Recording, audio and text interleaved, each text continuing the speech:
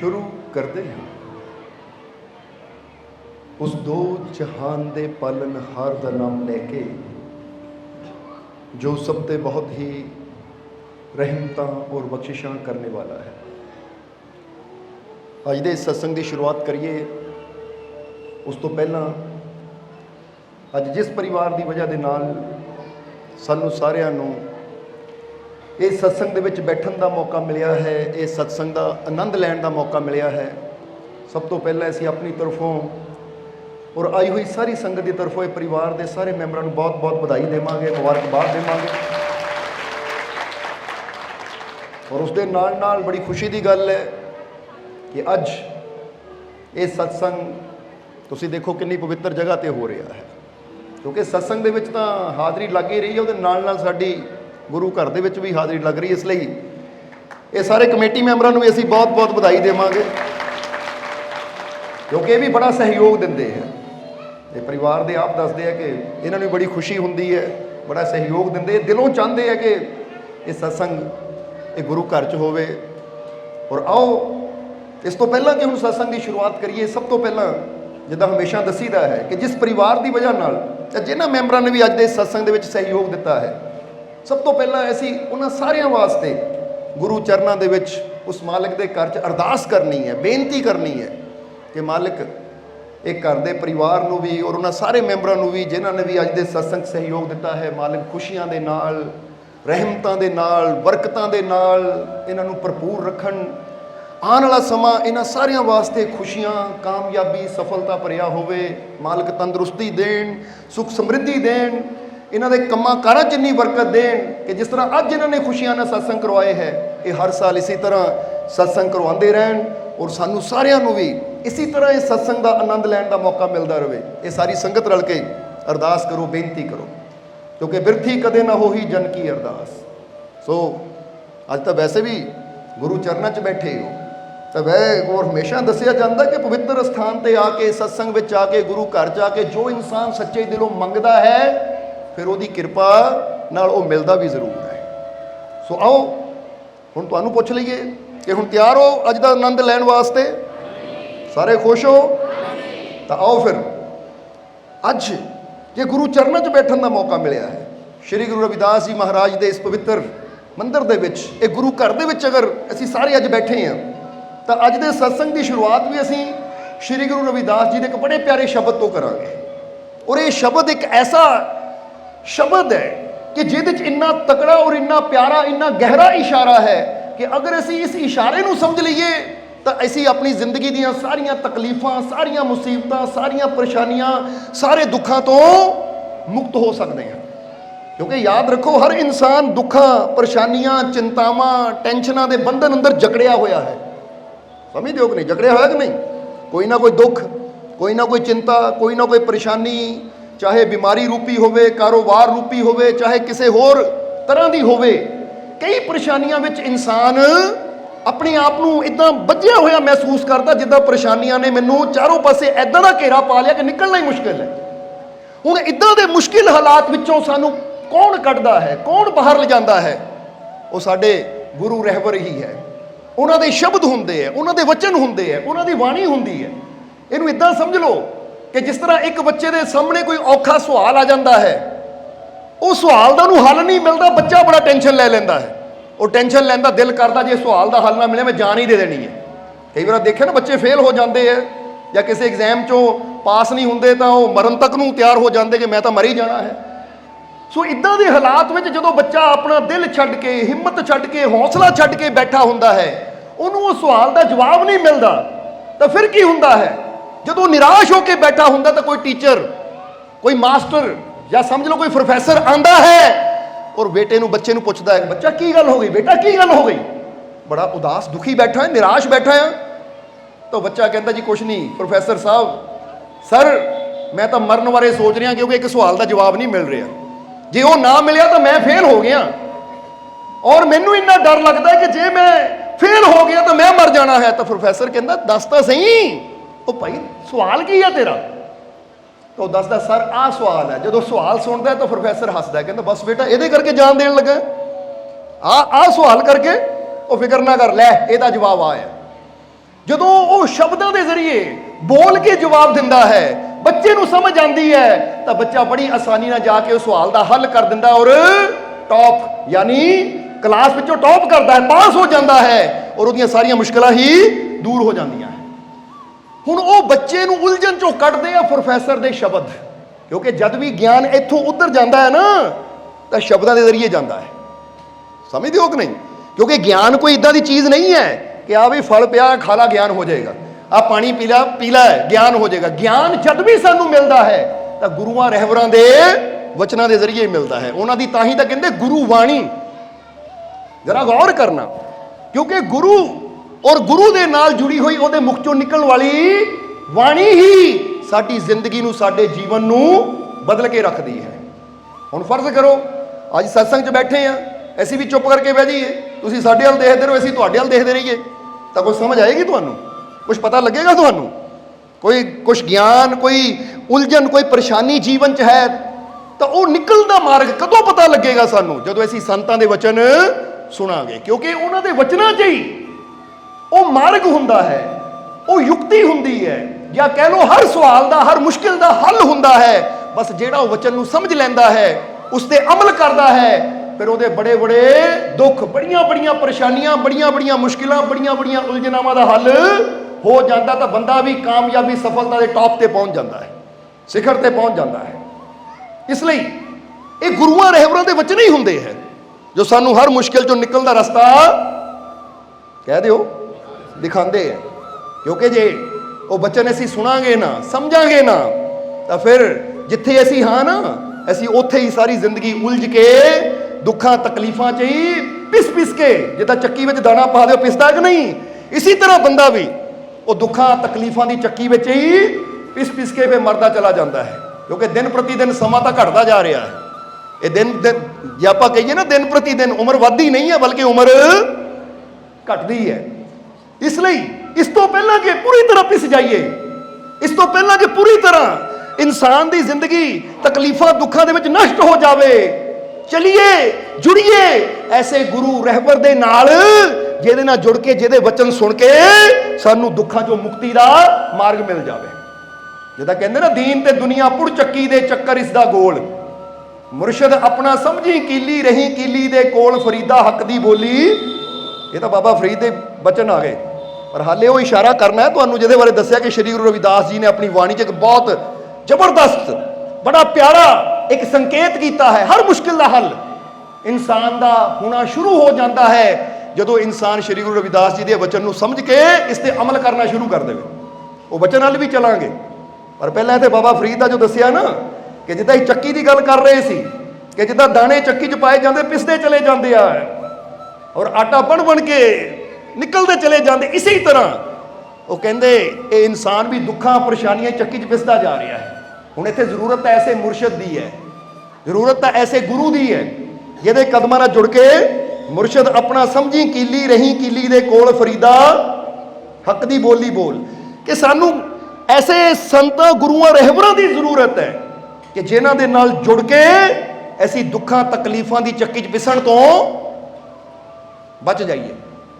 ਕਿਉਂਕਿ ਕਿਹੜਾ ਦਾਣਾ ਬਚ ਜਾਂਦਾ ਹੈ? ਜਿਹੜਾ ਕੀਲੀ ਦੇ, ਜਿਹਦਾ ਕਬੀਰ ਸਾਹਿਬ ਨੇ ਵੀ ਕਿਹਾ ਹੈ ਨਾ ਕਿ ਚਲਤੀ ਚੱਕੀ ਦੇਖ ਕੇ ਦਿया कबीरा रोए, दो पाटन के बीच में साबित बचा ना कोए। कबीर साहब एक दिन अपने सेवकां नाल जा रहे सी, देखिया कबीर साहब ने कि कमाई ਚੱਕੀ चला रही है, दाने पा रही है, ਚੱਕੀ चला रही है। कबीर साहब रोक के देखण लग गए और देखते देखते कबीर साहब दी अखां 'ਚ पानी आ गया। तो सेवकां ने पूछा, महाराज की गल हो गई? प्यारे ਜਿਹੜੇ ਨਾਲ ਸੀ कबीर साहब ਦੇ ਨਾਲ पूछा, महाराज की गल हो गई? तो उस वेले कबीर साहब ने इशारा किया कि चलती चक्की देख के दिया कबीरा रोए, दो पाटन के बीच में साबित बचा ना कोए। वो कहते देखो कितना ये दाने पिस के निकलते जा रहे हैं। तेरा हुण समझना सारिਆਂ ने। हुण इत्थे इंसान भी अगर अपनी जिंदगी नूं देखे, अपने जीवन नूं देखे, तो हर रोज़ इंसान भी पिसदा जा रहा है। फिर कबीर साहब ने अगे नाल भी ये भी इशारा किया कि चक्की चक्की सब कहे, कीली कहे ना कोई। चक्की चक्की सब कहे, कीली कहे ना कोई। जो कीली से मिल गया ताका बाल ना बंका होए। कहते चक्की नूं तां सारे देखते हैं कि चक्की के पुड़ां च जिहड़ा दाना आ गया वो पिस गया, खत्म हो गया, पर वो चक्की के गब्बे ने एक कीली है, और कीली का इशारा की हुंदा इदां, समझदे हो कि नहीं? क्योंकि जी जिथे पुड़ रखिया हुंदा ना, वो जी गब्बे कीली हुंदी इदां हुंदी है, इशारा ऊपर की तरफ है। हुण जरा समझना कि जिहड़ा कीली नाल लग गया फिर पिसन तो बच जाता है। ये इशारा एक दी तरफ है कि जिन्हों एक ओंकार किया जाता है, सबका मालिक एक है, वो परमात्मा की तरफ इशारा है, वो हरि की तरफ इशारा है, प्रभु की तरफ इशारा है, उस मालिक की तरफ इशारा है कि जे एक नाल असीं जुड़ गए तो जिहड़ा एक ते विश्वास रखण वाला है तां का बाल ना बंका होए। फिर वो बाल भी विंगा नहीं किया जा सकता। तां ही तां कहा जाता जा को राखे साइयां मार सके ना कोई, बाल ना बांका कर सके जो जग बैरी। इत्थे भी यही इशारा कि जिन्हों वो साई रखे तो पूरी दुनिया मिलके योर ला लावे, पूरी दुनिया मिलके उन्होंने गिराने की कोशिश करे, जिन्हों ना उठाना होवे ना उन्होंने पूरी दुनिया रल के गिरा नहीं सकती। इसलिए विश्वास रखिए अपने मालिक ते, विश्वास रखिए उस शक्ति ते जो सारे संसार को चला रही है, वही है एक। इसलिए जो वो एक दे नाल जुड़ गए तो बंदा पिसन तो बच जाता है। और इत्थे देखो श्री गुरु रविदास जी भी दस रहे हैं, जरा हुण गौर करना। आइए श्री गुरु रविदास जी के उन्होंने पवित्र वचनों की तरफ जिहदे विच ये जीवन नूं बदलण वाला एक इशारा है। हर दुख, हर मुसीबत, हर परेशानी, हर तकलीफ की मुक्ति का एक ऐसा राज है इस शब्द के अंदर कि अगर ये राज नूं समझ लिया तो साडे जीवन दी सारियां तकलीफां तो मुक्ति सानूं मिल जाएगी। जरा समझना सारे। हुण की कहंदे श्री गुरु रविदास जी अपनी वाणी च, जरा देखो इशारा समझना कि सीख ले आत्म ज्ञान को जो सब सुखों का मूल। जरा हम गौर करने वाली गल है। श्री गुरु रविदास जी की कहते हैं कि सीख ले आत्म ज्ञान को जो सब सुखों का मूल। रविदास कहे आत्म ज्ञान बिन जो सीखा सब धूल। ये बड़ी प्यारी गल कही है। एक धूल होंदी है, धूल किहनूं कहंदे पता ना, मिट्टी नूं, और एक हुंदी मूल, मूल यानी जड़। इसलिए हुण इत्थे दो चीज़ां, दो लाइनां दा ये शब्द है, पर इशारा देखो कितना प्यारा है। हुण कई बार इंसान शब्द सुनदा ना, उन्हें समझ नहीं आती, वो कहते बस आ दो लाइनां, ये सीख ले आत्म ज्ञान को जो सब सुखों का मूल। रविदास आत्म ज्ञान बिन जो सीखा सब धूल। ये की कह रहे हैं? पर अगर गहराई देखी जाए ना, ये विचारां की गहराई च उतरिया जाए तो फिर ये शब्द ऐसा है जिहड़ा हर मुश्किल का हल दसदा है, हर प्रॉब्लम चों निकलण दा बल दिंदा है। हुण आओ इस शब्द की गहराई नहीं समझिए कि की इशारा किया कि सीख ले आत्म ज्ञान को जो सब सुखों का मूल। सारे सुखों का मूल की है, सारे सुखों की जड़ की है, सारे सुख पैदा कित्थों हुंदे है, ਉਹਦੇ ਬਾਰੇ ਉਹ ਦੱਸ ਰਹੇ ਹੈ ਕਿ ਉਹ ਚੀਜ਼ ਨੂੰ ਸਿੱਖਣਾ ਹੈ, ਉਹ ਚੀਜ਼ ਨੂੰ ਸਮਝਣਾ ਹੈ। ਕਿਉਂਕਿ ਜਦੋਂ ਉਸ ਚੀਜ਼ ਨੂੰ ਸਮਝ ਲਿਆ, ਉਸ ਚੀਜ਼ ਨੂੰ ਸਿੱਖ ਲਿਆ ਜਿੱਥੋਂ ਸਾਰੇ ਸੁੱਖ ਪੈਦਾ ਹੁੰਦੇ ਹੈ, ਤਾਂ ਫਿਰ ਇਨਸਾਨ ਨੂੰ ਜੀਵਨ 'ਚ ਸੁੱਖਾਂ ਦੀ ਕਮੀ ਕਦੀ ਆਏਗੀ ਨਹੀਂ। ਜਿੱਦਾਂ ਸਮਝ ਲਓ ਕਿ ਜਿਹੜਾ ਗੰਗੋਤਰੀ ਤੱਕ ਪਹੁੰਚ ਗਿਆ ਨਾ, ਜਿੱਥੋਂ ਗੰਗਾ ਪ੍ਰਗਟ ਹੁੰਦੀ ਹੈ, ਫਿਰ ਉਹਨੂੰ ਸ਼ੁੱਧ ਜਲ ਮਿਲਦਾ ਹੈ, ਸਾਫ਼ ਜਲ ਮਿਲਦਾ ਹੈ। ਔਰ ਫਿਰ ਜੇ ਗੰਗੋਤਰੀ ਦੇ ਕੋਲ ਹੀ ਬੰਦਾ ਘਰ ਕਰ ਲਵੇ तो फिर तो बंदे गंगा जल दी या वो पानी की कमी आएगी नहीं। एक इशारा है कि इसी तरह वो गंगोत्री सुखा दी, क्योंकि कहते ना जो मन चंगा तो कठौती में ये अंदर ही है। वो गंगोत्री, वो गंगा जिथों पैदा हो रही है। अज इंसान सुखा की तलाश में बहुत कुछ सीखता है, मैं आ सीख लवां, मैं वो सीख लवां, मैं आ कर लवां, मैं वो कर लवां। पर जिहड़ी मेन चीज़ सीखण वाली है, जिहड़ी असली चीज़ सीखण वाली है, जिन्हों सीख के साडे जीवन च बदलाव आना है, वो सीखना किते ना किते भुल गए असीं। समझदे हो अपनी? जरा हुण समझो इस चीज़ नूं। जिद्दां कोई सवाल पूछिए तुहानूं जवाब नाल देना कि बंदा गड्डी चलानी सीखता है, बोलो सीखता है कि नहीं? सीखता, फिर उन्होंने चलानी आती है। और इधर आ जाइए कि लेडीज़ का देखिए कि वो रोटी बनानी सीखते हैं, दाल बनानी सीखते, क्योंकि जो बच्चा छोटा होंदा अपनी माँ को सीखता, मम्मी रोटी किद्दां बनाई दी, माँ दसदी बेटा इदां, आ पेड़ा इदां करीदा है, दाल इदां बनाई दी, सब्जी इदां बनाई दी, हर चीज़ सीखनी। हुण इत्थे दसिया कि रविदास आत्म ज्ञान बिन जो सीखा सब धूल। वो कहते तू बहुत कुछ सीखदा है, पर जरा विचार करके देख कि जो तू सीखदा है वो मिट्टी के बराबर है अगर तू वो ना सीखिया जो सीखण वास्ते दुनिया ते जन्म लिया है। फिर की सीखण वास्ते जन्म लिया है, ये थोड़ा समझना आया सी कि बंदा बहुत कुछ सीखता है, गड्डी चलानी सीखता, रोटी बनानी सीखता है, या कोई भी काम ले लो, क्योंकि दुनिया तुसी कुछ भी देखते हो ना, चाहे कोई कारपेंटर का काम करता है, कोई पेंटर का काम करता है, कोई भी काम करता है, कोई डॉक्टर है, कोई वकील है, हर काम नूं सिखिया जाता है, हर चीज़ नूं बंदा सीखता है। पर जी सब तो जरूरी चीज़ सीखण वाली ना, वो सीखनी बंदा भुल जाता है। जरा हुण गौर करना, यही इंसान के दुखों का कारण भी है। कारण की है इंसान के दुखों का? क्योंकि जिहड़ी चीज़ सुखों का मूल है, जितों सानू सारे सुख मिलने हैं, सारियां खुशियां मिलनियां है, असीं उहनूं सीखना भुल जाते हैं। इसलिए होर सब कुछ सीखते हैं, पर फिर भी असीं दुखी, परेशान, चिंतित और निराश, असफल ही रहते हैं। पर जिसने वो एक दी कला सीख ली, तो फिर जरा याद रखो, जिन्हें वो आत्म ज्ञान नूं सीख लिया, वो कला सीख ली जिहदी गल श्री गुरु रविदास जी कर रहे हैं, तो फिर उन्होंने कभी दुनिया ते कोई हरा सकता ही नहीं। तुसीं आप देखो, श्री गुरु रविदास जी के समय जिहड़े पंडित सी, पुरोहित सी, पाधे सी, किन्नियां कोशिशां कीतियां उन्होंने गुरुआं नूं हराण दियां, पर वो पिठ ला पाए। क्योंकि जिन्हें वो ताकत नूं जान लिया, फिर उन्होंने कभी कोई ताकत हरा ही नहीं सकती। फिर हर जगह ਉਹਦੀ ਤਾਂ ਜਿੱਤ ਹੁੰਦੀ ਹੈ, ਉਹਦੇ ਮੰਨਣ ਵਾਲਿਆਂ ਦੀ भी हर जगह जित ही होंगी है। फिर इसलिए सो आओ हुण एक कला समझिए कि दुनिया का तो बहुत कुछ सीख लिया असीं, पर फिर भी दुखी हैं। हुण श्री गुरु रविदास जी कहते सीख ले आत्म ज्ञान को जो सब सुखों का मूल। हुण इत्थे वो गल कर रहे हैं कि अपने अंदर जो आत्मा है ना, जो आत्म ज्ञान है, उन्होंने सीखण की कोशिश कर, उन्होंने समझण की कोशिश कर। क्योंकि असीं किताबां नूं तां समझदे हां कि हिंदी की किताब च की लिखिया है, का खा गा, पंजाबी की किताब च की लिखिया, ऊड़ा ऐड़ा, इंग्लिश की किताब च की लिखिया ABC, पर एक सीखण वाली चीज़ ऐसी है जो तेरे अंदर है। कभी वो किताब पढ़न की कोशिश की, कभी वो सीखण की कोशिश की? अगर उसनूं सीख लिया, अगर अपने अंदर ये तेरी आत्मा जो तेरे शरीर नूं चला रही है, क्योंकि चलाने वाला कौन है अंदर? जरा आप अपने आप को पूछ के देखो, ये शरीर ये हरकत कर रहे, हाथ इदा कर रहे ना, तो ये एक शरीर यानी ये जिस्म एक जरिया है, पर करने वाली तो अंदर आत्मा है। हुण जिहड़ी करने वाली शक्ति है, की उहदे बारे जानिया असीं कदी?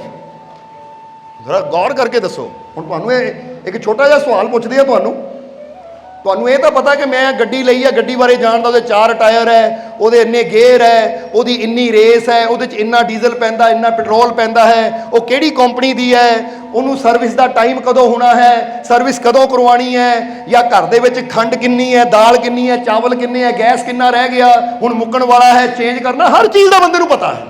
पर जिहड़ी चीज़ शक्ति सानू चला रही है, ਉਹਦੇ बारे पता किसी नूं कि किहड़ी शक्ति मैनू चला रही है? अगर आत्मा ते आइए तो जिस्म का भी बंदे नूं पता है। कोई पूछे हाँ भी तेरी हाइट कितनी है, हाँ भी मेरी हाइट 5 फुट 10 इंच है, या मेरी हाइट 5 फुट 4 इंच है, या मेरी हाइट 6 फुट है। रंग की है, मेरा रंग वाइट सफ़ेद है, यानी चिट्टा रंग है, काला रंग है, या सांवला रंग है। रंग का पता है, हाइट का पता है, इत्थे तक वेट का पता, वजन कितना है, हाँ भी मेरा वेट 72 किलो, 80 किलो, 90 किलो।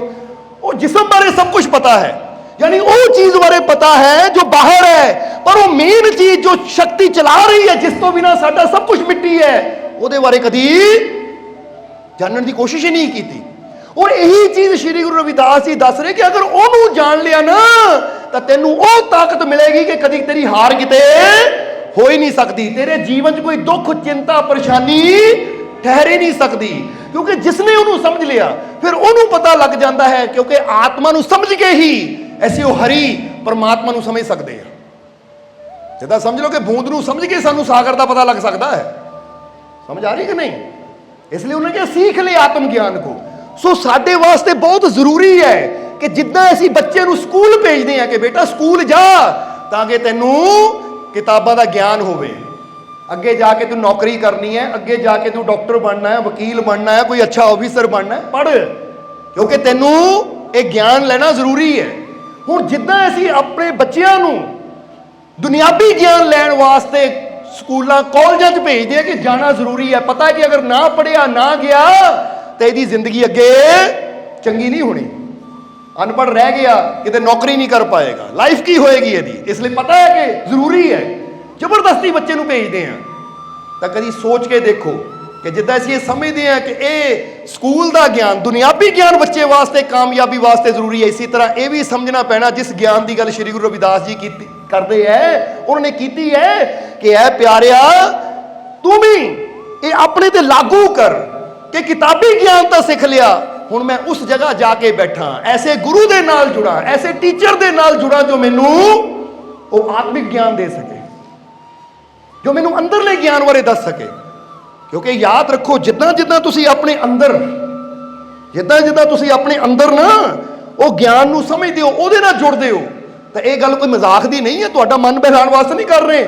ਉੱਦਾਂ ਉੱਦਾਂ ਤੁਹਾਡੀ ਸ਼ਕਤੀ ਵੱਧਦੀ ਹੈ, ਉੱਦਾਂ ਉੱਦਾਂ ਤੁਹਾਡੇ ਜੀਵਨ 'ਚ એનર્ਜੀ ਵੱਧਦੀ ਹੈ, ਉੱਦਾਂ ਉੱਦਾਂ ਤੁਹਾਡੇ ਜੀਵਨ 'ਚ ਤੰਦਰੁਸਤੀ ਵੱਧਦੀ ਹੈ, ਉੱਦਾਂ ਉੱਦਾਂ ਤੁਹਾਡਾ ਮਾਨਸਿਕ ਲੈਵਲ ਉਸ ਸਟੇਜ ਤੇ ਪਹੁੰਚ ਜਾਂਦਾ ਹੈ ਕਿ ਕਿਸੇ ਪ੍ਰੋਬਲਮ ਨੂੰ, ਕਿਸੇ ਪਰੇਸ਼ਾਨੀ ਨੂੰ ਦੇਖ ਕੇ ਡਰ ਲੱਗਦਾ ਹੀ ਨਹੀਂ ਹੈ। ਬੰਦਾ ਕਹਿੰਦਾ ਮੈਂ ਹਰ ਮੁਸ਼ਕਿਲ ਦਾ ਸਾਹਮਣਾ ਕਰਨ ਲਈ ਤਿਆਰ ਹੈ, ਕਿਉਂਕਿ ਬਹੁਤ ਬੜੀ ਸ਼ਕਤੀ ਮੇਰੇ ਅੰਦਰ ਹੈ ਔਰ ਉਹਦੇ ਸਾਹਮਣੇ ਆਹ ਪ੍ਰੋਬਲਮਾਂ ਤਾਂ ਬੜੀਆਂ ਛੋਟੀਆਂ ਹੈ। ਸਮਝ ਆ ਰਹੀ ਕਿ ਨਹੀਂ? ਇਸ ਲਈ ਤਾਂ ਹੀ ਤਾਂ ਅਸੀਂ ਕਈ ਵਾਰ ਇਹ ਮਿਸਾਲ ਦੇਈਦੀ ਹੈ ਕਿ ਤੁਸੀਂ ਜੀਂਦੀ ਜਾਗਦੀ ਮਿਸਾਲ ਸਾਨੂੰ ਦੇਖ ਲਿਆ ਕਰੋ ਕਿ 10 ਸਾਲ ਪਹਿਲਾਂ ਕੀ ਸੀ, ਅੱਜ ਅਸੀਂ ਕੀ ਹਾਂ, ਔਰ ਆਉਣ ਵਾਲੇ 10 ਸਾਲ ਬਾਅਦ ਦੇਖ ਲਿਓ, એનર્ਜੀ ਵੱਧ ਰਹੀ ਹੈ, ਅੱਗੇ ਤੋਂ ਅੱਗੇ ਇਹ ਸ਼ਕਤੀ ਵੱਧ ਰਹੀ ਹੈ, ਕਿਉਂਕਿ ਇਹ ਤੁਹਾਡੇ ਅੰਦਰ ਛੁਪੀ ਹੋਈ ਹੈ। ਔਰ ਅਸੀਂ ਇਹ ਚਾਹੁੰਦੇ ਹਾਂ ਕਿ ਜਿਹੜਾ ਆਨੰਦ, ਜਿਹੜੀ ਸ਼ਕਤੀ ਅਸੀਂ ਫੀਲ ਕਰ ਰਹੇ ਹਾਂ, ਮਹਿਸੂਸ ਕਰ ਰਹੇ ਹਾਂ, ਉਹ ਤੁਸੀਂ ਵੀ ਮਹਿਸੂਸ ਕਰੋ, ਤਾਂ ਕਿ ਜਿੱਦਾਂ ਜਿੱਦਾਂ ਤੁਹਾਡੀ ਉਮਰ ਵਧੇ ਤੁਹਾਡੀ ਸ਼ਕਤੀ ਵਧੇ, ਤੁਹਾਡਾ ਸਾਹਸ ਵਧੇ, ਤੁਹਾਡੀ ਹਿੰਮਤ ਵਧੇ। ਇਹ ਨਾ ਹੋਵੇ ਕਿ ਮੇਰੀ ਉਮਰ ਵੱਧ ਗਈ, ਹੁਣ ਕਿੱਥੇ ਟਾਈਮ ਰਹਿ ਗਿਆ। ਜਵਾਨੀ 'ਚ ਲੜ ਲਈਦਾ ਸੀ ਦੁੱਖਾਂ ਨਾਲ, ਜਵਾਨੀ 'ਚ ਲੜ ਲਈਦਾ ਸੀ ਪਰੇਸ਼ਾਨੀਆਂ ਨਾਲ, ਹੁਣ ਤਾਂ ਬੁੜੇ ਹੋ ਗਏ, ਹੁਣ ਤਾਂ ਉਮਰ ਨਹੀਂ।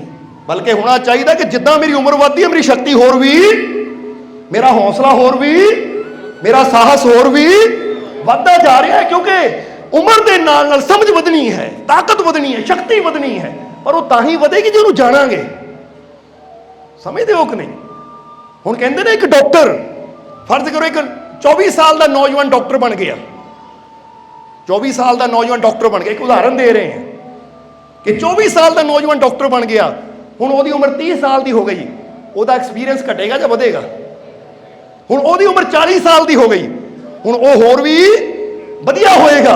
ਉਹਦੀ ਉਮਰ 50 ਸਾਲ ਦੀ ਹੋ ਗਈ, ਹੁਣ ਹੋਰ ਵੀ, ਕਿਉਂਕਿ ਜਿੱਦਾਂ ਜਿੱਦਾਂ ਉਹਦੀ ਉਮਰ ਵਧਣੀ ਉਹਦਾ ਗਿਆਨ, ਉਹਦੀ ਨੌਲੇਜ, ਉਹਦੀ ਸਮਝ ਹੋਰ ਵੀ ਵਧਣੀ ਹੈ। ਬੰਦਾ ਕਹਿੰਦਾ ਲੈ ਵੀ ਉਹ ਡਾਕਟਰ ਪਿਛਲੇ 30 ਸਾਲ ਤੋਂ ਪ੍ਰੈਕਟਿਸ ਕਰ ਰਿਹਾ ਹੈ, ਪਿਛਲੇ 40 ਸਾਲ ਤੋਂ ਆਪਰੇਸ਼ਨ ਕਰ ਰਿਹਾ ਹੈ, ਅੱਛਾ ਇੰਨੇ ਸਾਲਾਂ ਤੋਂ ਕਰ ਰਿਹਾ, ਫਿਰ ਤਾਂ ਡਾਕਟਰ ਬਹੁਤ ਵਧੀਆ ਹੋਏਗਾ। ਤੇ ਜੇ ਬੰਦਾ ਕਹੇ ਹਾਲੇ ਕੱਲ ਹੀ ਸਿੱਖਿਆ ਉਹਨਾਂ, ਅੱਛਾ ਕੱਲ ਹੀ ਸਿੱਖਿਆ, ਇਹ ਪਤਾ ਨਹੀਂ ਭਾਈ ਇਹ ਸਹੀ ਵੀ ਕਰੇਗਾ ਕਿ ਨਹੀਂ।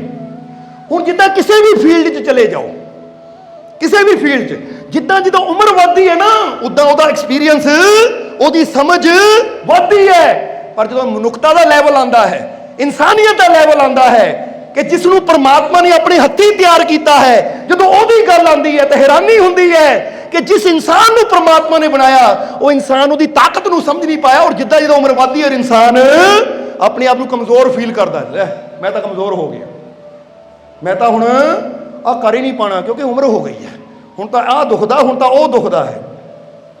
ਹੁਣ ਯਾਦ ਰੱਖੋ એનર્ਜੀ ਘਟੇਗੀ ਤਾਂ ਦਰਦਾਂ ਆਉਣਗੀਆਂ, એનર્ਜੀ ਘਟੇਗੀ ਥਕਾਵਟ ਹੋਏਗੀ, એનર્ਜੀ ਘਟੇਗੀ ਤਾਂ ਸੁਸਤੀ ਪਏਗੀ, એનર્ਜੀ ਘਟੇਗੀ ਤਾਂ ਸਰੀਰ ਮਿੱਟੀ ਹੋਏਗਾ, ਕਿਉਂਕਿ એનર્ਜੀ ਦਾ ਦਾਤਾ ਤੁਹਾਡੇ ਅੰਦਰ, ਉਹਨੂੰ ਸਮਝਿਆ ਤਾਂ ਹੈ ਹੀ ਨਹੀਂ ਹਾਲੇ। ਜੇ ਉਹਨੂੰ ਸਮਝਣਾ ਆ ਜਾਵੇ, ਉਹਨੂੰ ਜਾਣਨਾ ਆ ਜਾਵੇ, ਤੁਸੀਂ ਕਹਿਣਾ ਕਮਾਲ ਦੀ ਗੱਲ ਹੈ। ਉਹ ਮੈਂ ਤਾਂ ਜਿੱਦਾਂ ਜਿੱਦਾਂ ਅੱਗੇ ਜਾਂਦਾ ਮੇਰੀ એનર્ਜੀ ਹੋਰ ਅਪ ਹੋ ਰਹੀ ਹੈ, ਹੋਰ ਵੱਧਦੀ ਜਾ ਰਹੀ ਹੈ, ਕਿਉਂਕਿ ਜਿੰਨਾ ਅਸੀਂ ਪ੍ਰਮਾਤਮਾ ਨੂੰ, ਪ੍ਰਭੂ ਨੂੰ ਸਮਝਦੇ ਜਾਂਦੇ ਹਾਂ, ਉਹਦੀ ਸ਼ਕਤੀ ਉਨੀ, ਕਹਿ ਦਿਓ ਹੁਣ, ਵੱਧਦੀ ਚਲੀ ਜਾਂਦੀ ਹੈ। ਇਹੀ ਗੱਲ ਸ਼੍ਰੀ ਗੁਰੂ ਰਵਿਦਾਸ ਜੀ ਕਹਿੰਦੇ ਸਾਰੇ ਸੁੱਖਾਂ ਦਾ ਮੂਲ ਤਾਂ ਇਹੀ ਹੈ।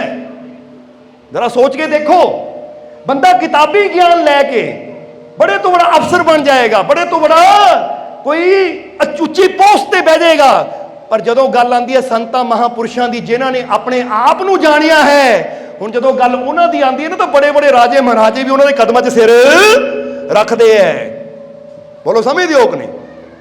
ਹੁਣ ਜੇ ਆਪਾਂ ਗੱਲ ਲਈਏ ਸ਼੍ਰੀ ਗੁਰੂ ਰਵਿਦਾਸ ਜੀ, ਕੋਈ ਡਿਗਰੀ ਸੀ ਉਹਨਾਂ ਦੇ ਕੋਲ ਕਿ ਕਿਸੇ ਕਾਲਜ ਦੀ, ਸਕੂਲ ਦੀ ਡਿਗਰੀ ਸੀ? ਨਹੀਂ, पर बड़े बड़े राजिਆਂ ने कदमां 'ਚ सिर रखिया कि नहीं, क्योंकि उन्होंने जानिया सी ਉਹ परम शक्ति ਨੂੰ ਜਿਹੜੀ ਸਾਰੀ ਦੁਨੀਆ ਨੂੰ ਚਲਾ ਰਹੀ ਹੈ। ਔਰ ਅੱਜ ਇਨਸਾਨ ਦੀ ਇਹੀ ਤੱਕ ਨਾ ਸਮਝੀ ਹੈ ਕਿ ਇਨਸਾਨ ਹੋਰ ਹਰ ਚੀਜ਼ ਸਿੱਖਣ ਨੂੰ ਤਿਆਰ ਹੈ, ਪਰ ਉਹ ਆਤਮਾ ਬਾਰੇ ਸਿੱਖਣ ਨੂੰ ਤਿਆਰ ਨਹੀਂ ਹੈ। ਬੋਲੋ ਸਮਝਦੇ ਹੋ? ਬੱਚੇ ਨੂੰ ਕਹਿੰਦੇ ਬੇਟਾ ਆਹ ਕੰਮ ਸਿੱਖ ਲੈ, ਬੱਚਾ ਉਹ ਕੰਮ ਸਿੱਖ ਲੈ, ਠੀਕ ਹੈ ਕੰਮ ਸਿਖਾਓ, ਸਕੂਲ ਕਾਲਜ ਭੇਜੋ, ਪਰ ਨਾਲ ਨਾਲ ਉਹਨੂੰ ਆਤਮਾ ਦੇ ਬਾਰੇ ਕਿੱਦਾਂ ਜਾਣਿਆ ਜਾਵੇ, ਆਪਣੀ ਆਤਮਿਕ ਸ਼ਕਤੀ ਨੂੰ ਕਿੱਦਾਂ ਜਾਣਿਆ ਜਾਵੇ, ਆਤਮਿਕ ਸ਼ਕਤੀ ਨੂੰ ਕਿੱਦਾਂ ਵਧਾਇਆ ਜਾਵੇ, ਉਹਦੇ ਬਾਰੇ ਉਹਨੂੰ ਮੈਡੀਟੇਸ਼ਨ ਬਾਰੇ ਵੀ ਦੱਸੋ, ਧਿਆਨ ਕਰਨ ਬਾਰੇ ਵੀ ਦੱਸੋ। ਔਰ ਫਿਰ ਕਹਾਂਗੇ ਧਿਆਨ ਕਰਨਾ ਨਹੀਂ ਤਾਂ ਕਈ ਬੰਦੇ ਦੇਖਦੇ ਜੀ ਮੈਂ ਤਾਂ ਇੰਨੇ ਸਾਲਾਂ ਤੋਂ ਧਿਆਨ ਕਰ ਰਿਹਾ। ਅੱਛਾ ਕਿੱਥੋਂ ਕਰ ਰਹੇ ਆ ਜੀ? YouTube ਤੋਂ ਦੇਖ ਕੇ ਕਰ ਰਹੇ ਆ।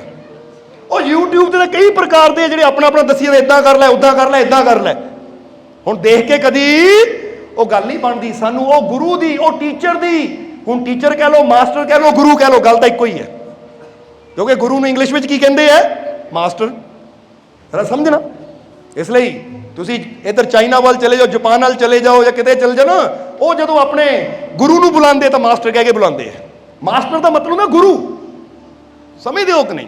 ਹੁਣ ਸਾਨੂੰ ਗੁਰੂ ਦੀ ਜ਼ਰੂਰਤ ਹੈ, ਉਹ ਟੀਚਰ ਦੀ ਜ਼ਰੂਰਤ ਹੈ ਜੋ ਧਿਆਨ ਦੀਆਂ ਸਹੀ ਵਿਧੀਆਂ ਸਾਨੂੰ, ਕਿਉਂਕਿ ਹਰ ਇੱਕ ਇਨਸਾਨ ਦੀ ਆਪਣੀ ਆਪਣੀ ਇੱਕ ਅਵਸਥਾ ਹੁੰਦੀ ਹੈ। ਸਮਝਦੇ ਹੋ ਕਿ ਨਹੀਂ? ਹੁਣ ਇੱਥੇ ਬਹੁਤ ਜੀਵ ਬੈਠੇ ਹੋਣਗੇ, ਕਿਸੇ ਨੂੰ ਮਿੱਠਾ ਪਸੰਦ ਹੋਏਗਾ, ਕਿਸੇ ਨੂੰ ਨਮਕੀਨ ਪਸੰਦ ਹੋਏਗਾ, ਕਿਸੇ ਨੂੰ ਮਿਰਚ ਪਸੰਦ ਹੋਏਗੀ, ਕਿਸੇ ਨੂੰ ਖੱਟਾ ਪਸੰਦ ਹੋਏਗਾ, ਕਿਉਂਕਿ ਹਰੇਕ ਦੀ ਆਪਣੀ ਆਪਣੀ ਟੇਸਟ ਹੁੰਦਾ, ਆਪਣਾ ਆਪਣਾ ਸਵਾਦ ਹੁੰਦਾ ਹੈ। ਕਿਸੇ ਅੰਦਰ ਕੋਈ ਕਮੀ ਹੈ ਤਾਂ ਕਿਸੇ ਅੰਦਰ ਕੋਈ ਕਮੀ ਹੈ। ਹੁਣ ਜੇ ਸਾਰਿਆਂ ਦਾ ਮਨ ਅਲੱਗ-ਅਲੱਗ ਹੈ, ਸਾਰਿਆਂ ਦੀ ਮਾਨਸਿਕ ਅਵਸਥਾ ਅਲੱਗ-ਅਲੱਗ ਹੈ, ਤਾਂ ਵਿਧੀ ਵੀ ਉਹਦੀ ਅਵਸਥਾ ਨੂੰ ਦੇਖ ਕੇ ਦੇਣੀ ਪੈਂਦੀ ਕਿ ਭਾਈ ਜਿੱਦਾਂ ਹੁਣ ਫਰਜ਼ ਕਰੋ, ਇਹਨੂੰ ਇਦਾਂ ਸਮਝ ਲਓ ਕਿ ਇਸ ਵੇਲੇ ਤੁਸੀਂ ਖੁਰਲੇ ਕਿੰਗਰੇ ਬੈਠੇ ਹੋ, ਇੱਕ ਬੰਦਾ ਆਦਮਪੁਰ ਦਾ ਹੈ, ਇੱਕ ਬੰਦਾ ਕਠਾਰ ਦਾ ਹੈ, ਇੱਕ ਬੰਦਾ ਜੰਡੂ ਸਿੰਘੇ ਦਾ ਹੈ। ਹੁਣ ਉਹਨਾਂ ਨੇ ਹੁਸ਼ਿਆਰਪੁਰ ਕਾਂਟੀਆਂ ਦਰਬਾਰ ਨੂੰ ਜਾਣਾ ਹੋਵੇ ਤਾਂ ਹੁਣ ਬੰਦਾ ਕਹੇ ਪਹਿਲਾਂ ਖੁਰਲੇ ਕਿੰਗਰੇ ਪਹੁੰਚ, ਇੱਥੋਂ ਰਸਤਾ ਦੱਸੂ ਤੈਨੂੰ ਜਾਣ ਦਾ। ਉਹਨਾਂ ਕਹਿਣਾ ਭਾਈ ਮੈਂ ਤਾਂ ਪਹਿਲੇ ਕਠਾਰ ਬੈਠਾ ਹਾਂ। ਹੁਣ ਜਿਹੜਾ ਕਠਾਰ ਬੈਠਾ ਉਹਨੂੰ ਕਠਾਰ ਤੋਂ ਹੀ ਰਸਤਾ ਦੱਸਣਾ ਪੈਣਾ ਕਿ ਭਾਈ ਇੱਥੋਂ ਤੈਨੂੰ ਨੇੜੇ ਪੈਣਾ ਹੈ, ਇੱਥੇ ਜਾ। ਜਿਹੜਾ ਆਦਮਪੁਰ ਉਹਨੂੰ ਉੱਥੋਂ ਰਸਤਾ ਦਿਖਾਉਣਾ ਪੈਣਾ ਹੈ, ਜਿਹੜਾ ਫਗਵਾੜੇ ਉਹਨੂੰ ਉੱਥੋਂ ਰਸਤਾ ਦੱਸਣਾ ਪੈਣਾ ਹੈ। ਕਿਉਂਕਿ ਸਭ ਤੋਂ ਪਹਿਲਾਂ ਦੇਖਿਆ ਜਾਂਦਾ ਬੰਦੇ ਦੀ ਅਵਸਥਾ ਕੀ ਹੈ, ਬੰਦਾ ਹੈ ਕਿੱਥੇ। ਜਿੱਥੇ ਹੈ ਸ਼ੁਰੂਆਤ ਹਮੇਸ਼ਾ ਸਫ਼ਰ ਦੀ ਉੱਥੋਂ ਹੁੰਦੀ ਹੈ। ਤਾਂ ਜੇ ਬੰਦੇ ਨੂੰ ਕਹੇ ਪਹਿਲਾਂ ਤੂੰ ਇੱਥੇ ਪਹੁੰਚ, ਇੱਥੋਂ ਵੀ ਤੈਨੂੰ ਰਸਤਾ ਦੱਸਾਂਗੇ ਜਾਣ ਦਾ, ਤਾਂ ਫਿਰ ਤਾਂ ਟਾਈਮ ਹੀ ਬੜਾ ਲੰਘ ਜਾਏਗਾ।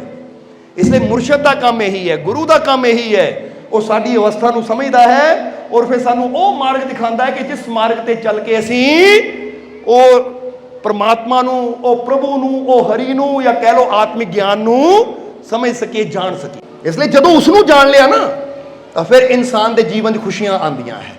ਨਹੀਂ ਤਾਂ ਤੁਸੀਂ ਆਪ ਦੇਖੋ ਕਿ ਦੁਨੀਆ ਤੇ ਚਾਹੇ ਕੋਈ ਬੜੇ ਤੋਂ ਬੜਾ ਆਫੀਸਰ ਹੋਵੇ, ਬੜੇ ਤੋਂ ਬੜਾ ਡਾਕਟਰ ਹੋਵੇ, ਬੜੇ ਤੋਂ ਬੜਾ ਕੋਈ ਵੀ ਵਕੀਲ ਹੋਵੇ, ਹਰ ਇੱਕ ਬੰਦਾ ਟੈਨਸ਼ਨ 'ਚ ਹੈ, ਹਰ ਇੱਕ ਬੰਦਾ ਕਿਤੇ ਨਾ ਕਿਤੇ ਪਰੇਸ਼ਾਨੀ 'ਚ ਹੈ, ਹਰ ਬੰਦਾ ਕਿਤੇ ਨਾ ਕਿਤੇ ਦੁਖੀ ਹੈ। ਕਿਉਂਕਿ ਸਾਡੇ ਕੋਲ ਤਾਂ ਬੇਨਤੀਆਂ ਆਉਂਦੀਆਂ ਰਹਿੰਦੀਆਂ ਹੈ, ਪਰ ਫਿਰ ਅਸੀਂ ਜਾਣੀਦਾ ਹੈ ਕਿ ਜਿਨ੍ਹਾਂ ਨੇ ਆਪਣੇ ਅੰਦਰੋਂ ਪ੍ਰਮਾਤਮਾ ਨੂੰ ਸਮਝ ਲਿਆ, ਫਿਰ ਉਹਨਾਂ ਦੀਆਂ ਸਾਰੀਆਂ ਪਰੇਸ਼ਾਨੀਆਂ, ਸਾਰੀਆਂ ਮੁਸ਼ਕਿਲਾਂ ਦੂਰ ਹੋ ਜਾਂਦੀਆਂ ਹੈ। और यही गल कही जा रही है कि सीख ले आत्म ज्ञान को जो सब सुखों का मूल, कि सारे सुखों का मूल तो तेरे अंदर है। बोलो समझते हो कि नहीं? सारे सुखों की जड़ तो तेरे अंदर है, पर वो जड़ नूं अंदरों जानन की बजाय ऐसी सुखों नूं बाहर लभी जाइए। हुण है अंदर, लभीए बाहर, तो मुलाकात होएगी कदी? हुण तुसीं इत्थे बैठे हो तो तुहाडे घर दे तुहानूं बाहर लभी जाण, डैडी नहीं मिलता, अंकल नहीं मिलता, तो उन्होंने मिलेगा? जे हॉल च बैठे हैं, हाल च बैठे हैं ना, तो उत्थे जाके देखो, क्योंकि जिथे इंसान है मुलाकात भी उत्थे होनी है। समझते हो कि नहीं? इसलिए यही चीज़ नूं सब तो बड़ी समझण की जरूरत है कि जिद्दां असीं बच्चों नूं कहंदे आ बेटा आ सिख, अपने आप नूं भी कहना है कि मैं बाकी तो सब जानदा हाँ। जिद्दां दसिया गड्डी चलानी आंदी है, बस चलानी आंदी है, इत्थे तक जे मैनूं एरोप्लेन चलाना भी आंदा है ना, ये सब कुछ बाहर है। हुण अपने आप नूं किद्दां चलाया जावे, अपने आप को कितना कंट्रोल किया जाए। हुण तुहाडे गड्डी दा कंट्रोल च हुंदी है कि स्टेयरिंग मेरे कंट्रोल च है, ब्रेक मेरे कंट्रोल च है, जिथे रोकड़ियां मार देनी है। पर की जदों तुहानूं क्रोध आंदा वो कंट्रोल च है, तुहाडे किथे ब्रेक लानी है, उत्थे निकल जाता है। बाद चों बंदा पछतांदा कि ओहो काबू नहीं कर होया। लालच, लोभ, नफरत, चिंता, डर, टेंशन, ये कितना कुछ है जिते बड़े कंट्रोल की जरूरत है। और जे इन्होंने कंट्रोल करना ना आया तो बाहरलियां चीज़ों को कंट्रोल कर लिया तो की है। समझते हो कि नहीं? सब तो पहला सीखो कि अपनी लाइफ में असीं किद्दां कंट्रोल कर सकते हैं। ਆਪਣੀਆਂ जो अंदर कमियां है, बुराइयां है, जिदा बंदे नूं पता है कि क्रोध आ जाता है, मेरे तो झूठ बोल हो जाता है, मेरे तो निंदिया हो जाती है, चुगली हो जाती है, मैं नफरत भी करदा हाँ, मैं दूजिਆਂ ਨੂੰ बुरा भी बोल दिंदा हाँ, ये कुछ कमियां है। और सुन सानू चाहिए कि जो जिंदगी मेरी है और मैं अपने जीवन ਨੂੰ सुखा ना भरना चाहता तो सुखा ना फिर ही भर होएगा अगर मैं अपनियां इन्हां कमियां ਨੂੰ दूर करूंगा। और कमियां ਨੂੰ ਉਹੀ दूर कर सकता ਜਿਹਦਾ अपने आप ते कंट्रोल होवे। समझते हो कि नहीं? जिदा कई बार दसिया ना कि एक फकीर जा रहे थे, एक आदमी आया ना गाली दी, फकीर मुस्कुराते रहे, उन्हें दूजी गाली दी, फिर फकीर फिर मुस्कुराते रहे, उन्हें तीजी गाली दी, फकीर फिर मुस्कुराते रहे। जो 5-7 उन्हें गालियां दी, फकीर हसते रहे तो परेशान होकर चला गया, लै भी इन्होंने कोई जवाब भी नहीं दिता, क्रोध भी नहीं किया। तो जो चले गए फकीर हसते तुर पे, तो कोल ही एक किसान सी जो खेत में सारा कुछ देख रहा सी, उन्हें आवाज़ मारी, कहना महाराज रुको। फकीर कहते हाँ बेटा दस की गल? कहते महाराज वो आदमी ने तुहानू 7-8 गालियां दित्तियां, तुसीं हसदे रहे। तो उस वेले फकीर कहते दरअसल बेटा गालियां देना ओहदा काम सी, उत्ते मेरा काबू नहीं सी, पर खुश रहना मेरा काम सी, इत्ते मेरा पूरा काबू है। जरा गौर करना, हुण जरा सोचो कोई दूजा बुरा बोले तो की मेरे कंट्रोल च है कि मैं हसा मुस्कुरावां? नहीं, दूजा तो मड़िया देख भी लवे तो सानू की हो जाता है, गुस्सा आ जाता कि नहीं? अभी तो अगले धौन फड़न नूं तैयार हो, तेरी हिम्मत किद्दां होगी देखण दी? ਇਹਦਾ मतलब कंट्रोल है ही नहीं। ये साडे ते हत्थ 'च कंट्रोल होना चाहिए कि जे मैं गुस्सा करना है तो करना, नहीं करना तो पूरी दुनिया जोर ला लावे, मैं नहीं करता गुस्सा क्योंकि मेरा अपने अंदर पूरा कंट्रोल है। पर इत्थे खुशी ते भी बंदे का कंट्रोल है नहीं, तो गमी ते या कह लो क्रोध ते भी बंदे का कंट्रोल है नहीं। हुण कोई तुहानूं माड़े कहते लै भी बड़ा सोहना लगदा है, बड़े वधिया कपड़े, अच्छा लै खुश हो गए, आ किदां दा लगदा तूं, कपड़े किदां दे पाए, नाल ही क्रोध आ गया। मतलब बटन दूजे दे हत्थ 'च है, दूजे बटन मरोड़न हसा देण, दूजे बटन मरोड़न और रोआ देण, फिर जिंदगी साडी कादी रह गई? फिर तो जिंदगी दूजे दी हो गई। क्योंकि जिद्दां समझ लो कि टीवी है, टीवी का रिमोट इहदे हत्थ 'च है ना, तो जिहदे हत्थ टीवी का रिमोट है फिर टीवी उहदा ही है जो मर्जी चलाई जावे। हुण जरा सोचो कि तुहाडे जीवन ते टीवी ते तुहाडा कंट्रोल है या दूजे का कंट्रोल है? सोच के जवाब दिओ सानूं, सच जवाब देना, अपने आप में जवाब दे दो, सानू की देना है? तुहाडे ना जीवन ते दूजे कंट्रोल करते हैं। अगर 2-4 आदमी फैसला कर लें तुहानू हसाना है, हसा भी सकते, 2-4 आदमी फैसला कर लें तुहानू रोवाना, रोआ भी सकते हैं। पर गुरु रहबर वो है जिन्होंने अपने मन ते कंट्रोल किया है, फिर पूरी दुनिया भी मिलके जोर लावे तो उन्हां दी अवस्था नू हिला नहीं सकती। वो हर वेले शांत रहंदे, आनंदित रहंदे है, कोई निंद देवे तां भी, तो कोई तारीफ करे तां भी उन्होंने फर्क नहीं पैंदा। वो कहंदे ठीक है भाई, तेनू अच्छा लगा तारीफ की, बुरा लगा निंदिया, पर असीं उस अवस्था ते जिथे सदा आनंद ही आनंद है। समझदे हो कि नहीं? इसलिए थोड़ा जिहा ये सोचो कि जे जीवन मेरा है तो मैं जीवन के उपर कंट्रोल भी अपना रखा, ताकि मैं फैसला करना है कि मैं सदा शांत रहना है, खुश रहना है। तो फिर मेरी शांति, मेरी खुशी इदां दी होनी चाहिए कि जिहदा किसी गल का असर मेरे ते ना होवे। जिद्दां स्वामी विवेकानंद जी ने बड़ी प्यारी गल की, वो कहंदे सी अपने प्यारियां नूं, वो कहंदे इदां दे ना बनो कि दूजियां दीयां गल्लां दा प्रभाव तुहाडे ते पवे।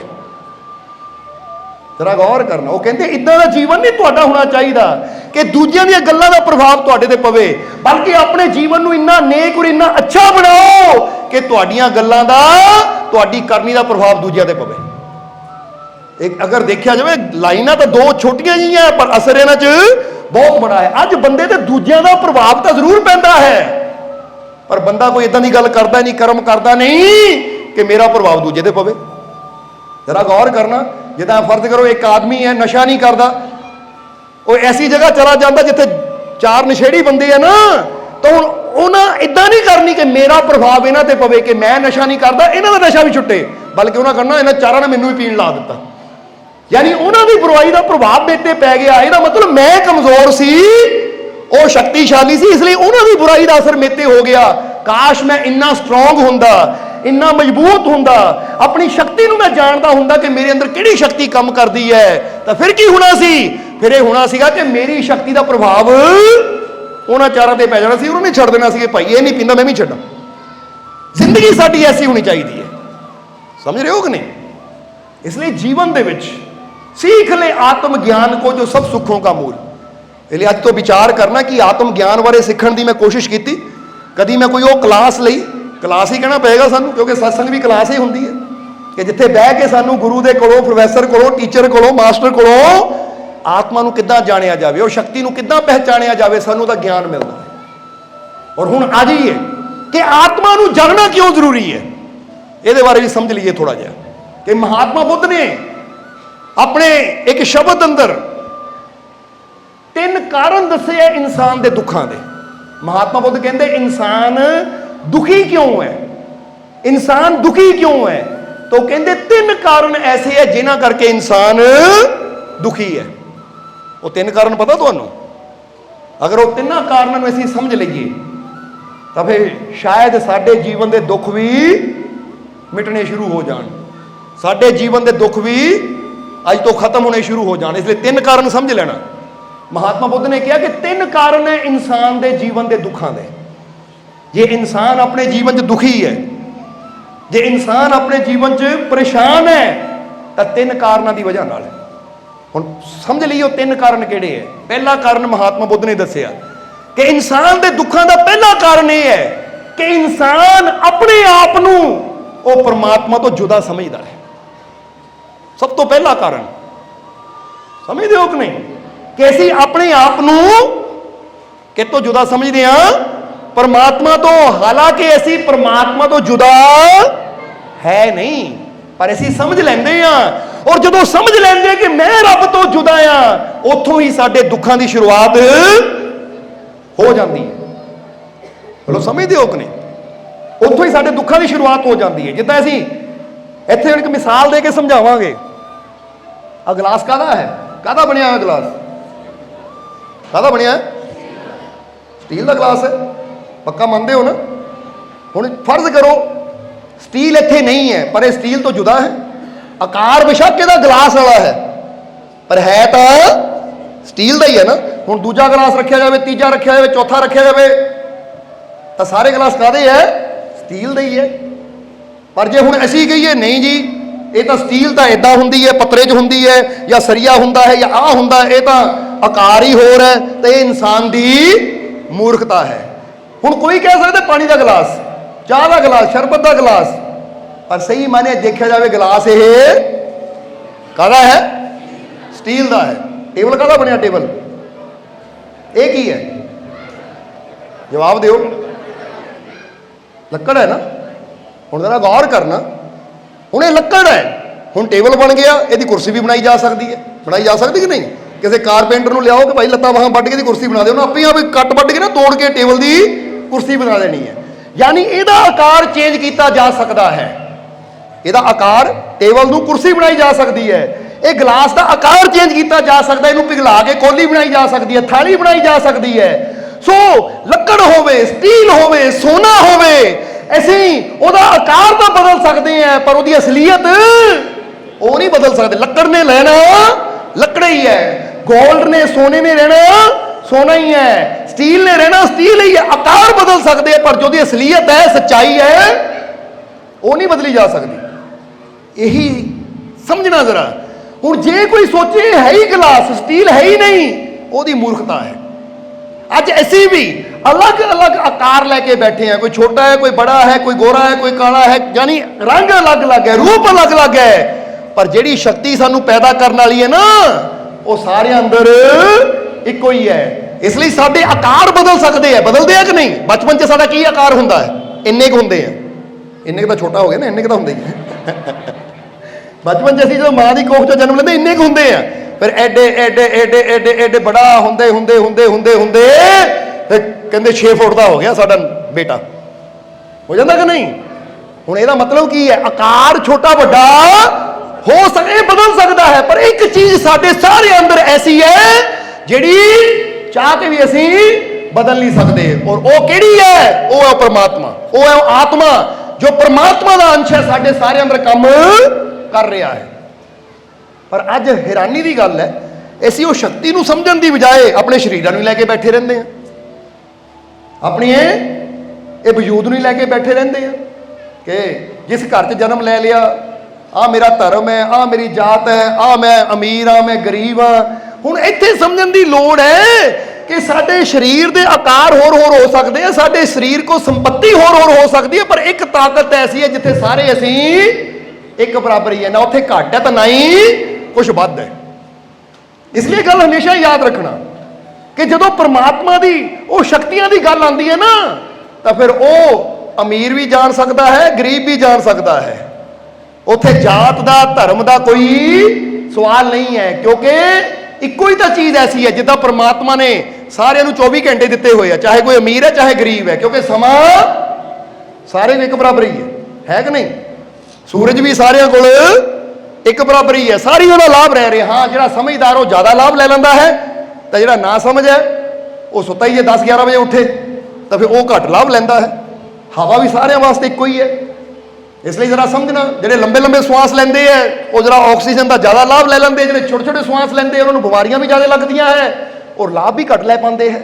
इसलिए समझना, कुदरत ने सारे एक बराबर रखा हुआ है, पर असी ਇਹਦਾ लाभ लैन की कला सीखनी है कि किद्दां मैं हर चीज़ का लाभ लै सकदा ताकि मैं अपने जीवन को सुखां नाल खुशियां नाल भरपूर कर लवां। सो आ जाइए हुण मेन पॉइंट ते कि साडे दुखां का सब तो पहला कारण यही है कि असी अपने आप को परमात्मा तो जुदा समझते हैं। और आत्म ज्ञान का मतलब यही है कि जदों मैनूं अपनी आत्मा का ज्ञान हुंदा है तो फिर पता लगता है कि मैं वो परम शक्ति के नाल जुड़िया होया हाँ, मैं उस तो जुदा नहीं, वो मेरे तो जुदा नहीं। तो जे मैं परम शक्ति के नाल जुड़िया होया है तो ऐसी कोई मुश्किल नहीं है, ऐसी कोई प्रॉब्लम नहीं है, ऐसी कोई तकलीफ नहीं है, ऐसी कोई उलझन नहीं है जिहदा हल हो ना सके। ये गल याद रखो हमेशा कि जेड़ा उस शक्ति नूं महसूस करना शुरू कर दिंदा है ना, ताही असीं तुहानूं कहीदा है, अज भी कहना चाहांगे कि अपने आप नूं कदी कमजोर ना समझो, अपने आप नूं कदी कमजोर ना समझो, बल्कि ये सोचो कि मैं वो परम शक्तिशाली परमात्मा की संतान है, मैं परम शक्तिशाली परमात्मा की संतान हाँ। और जे मेरा पिता शक्तिशाली है तो मैं कमजोर हो सकते फिर। पर एक गल असीं भुल जाते हैं, ताही तो माड़ियां माड़ियां तकलीफां आंदियां तो बंदा डर जाता है। एक गल हमेशा याद रखो कि तुहाडे अंदर ना वो परम शक्तिशाली परमात्मा बैठा है, तो जदों तुसीं दुखां मुसीबतां परेशानियां तो डर जाते हो ना, तो एक किस्म का तुसीं अपने अंदर बैठे परमात्मा का अपमान करते हो। अपमान हुंदा है कि नहीं कि एड्डी वड्डी शक्ति मेरे अंदर बैठी होवे तो मैं मुश्किलों तो डर जावां, मैं परेशानियों तो डर जावां। क्यों नहीं, मैं अपने अंदरली शक्ति का आवाहन करदा कि ए परमात्मा, ए प्रभु, ए मुश्किल मेरे सामने आई है, मैं कोशिश करनी है मेरा साथ दे ताकि मुश्किल चों मैं निकल सकां। जदों असीं उहनूं पुकारदे हां तो उहदी शक्ति आंदी भी है और सानू हर मुश्किल चों बचांदी भी है। ताही तो किया जाता है ना कि खुदा कबूल करता है हर वो दुआ जो दिल से होती है, मगर मुश्किल तो जे है जे बड़ी मुश्किल से होती है। मुश्किल तो यही है कि बंदा उन्होंने याद करता ही नहीं है, और जो याद करता भी है तो फॉर्मैलिटी वास्ते, कभी दिलों विश्वास नाल बंदा उन्होंने मनता ही नहीं है, पुकारता ही नहीं है। ये गल याद रखना सारिਆਂ ने। ये सोच के देखो अज बंदे का विश्वास पता कितना दा है कि एक माई सी, वो माई ने एक दिन फकीरां दे कोल गई तो फकीरां ने कहा माई रब ते विश्वास रख, हर दुख का हल हुंदा है। तो माई ने कहा मारे मेरे गोडे 'च बड़ी दर्द रहती है। तो फकीर कहते माई फिर अज रात नूं ना पूरे विश्वास नाल अपने मालिक नूं याद करके सोमी, क्या मेरे मालिक है परमात्मा, मैनूं पूरा यकीन है तेरी रहमत ते कि सवेर तक मेरी दर्द ठीक हो जानी। माई कहती जी ठीक है, फिर हो जाएगी। फकीर कहते जरूर होएगी, सवेर नूं आके दस दी सानूं, इत्थे ही असीं। माई गई, रात नूं सौण लगे कहती हे ईश्वर, हे परमात्मा, मैनूं पूरा यकीन है कि सवेर तक मेरी दर्द ठीक हो जाएगी। कह के ना माई सौ गई। जदों सवेर नूं उठी देखिया है गोडा दुखदा है, मैनूं पहले ही पता सी, पहले ही पता सी ठीक नहीं होना, कदी इदां कहना भी ठीक हुंदा है। ते गई फकीरां को, फकीर कहते किद्दां माई? माई कहती महाराज मैं तो कह के सुत्ती सी, ठीक तो होई नहीं। कहते अच्छा पूरे विश्वास ना किया सी? कहती हाँ पूरे विश्वास ना किया सी। कहते मैं सवेरे उठ के की किया तो भी सुन लिया सी असीं कि मैनूं तो पहले ही पता सी, कदी फरियाद करना भी बंदा ठीक हुंदा है। ਇਹਦਾ मतलब माई तू पहले ही ये चीज़ ते विश्वास कर लिया सी कि रब नूं कहण नाल कुछ नहीं हुंदा, क्योंकि जिन्हों पूरा यकीन होवे ना वो कदी ये नहीं सोचता होएगा या नहीं। हुण तुसीं भी सोच के देखो, तुसीं बेनती तां कर दिंदे हो फिर अंदर डर भी रखते हो पता नहीं काम होना है या नहीं। और ਜਿਹੜਾ एक बार बेनती कर देवे ना, जिदा इत्थे सानू ना एक फकीर होए है जिन्हां दा नाम हबीब आजमी सी। हबीब आजमी एक फकीर सी जो परमात्मा नाल बड़ी बंदगी करते सी परमात्मा दी, और बड़ा प्यार करते सी। तो उन्होंने समय एक फकीर दूसरे होए हसन बसरी, ये दोनों बड़े जिदा कह लो कि बड़े प्यारे दोस्त भी सी, एक दूजे नाल बड़ा प्यार भी करते सी। एक दिन हसन बसरी तुरे जा रहे हैं तो उन्होंने देखा एक जगह कुछ कपड़े पे हुए है तो कोई समान पिया होया है।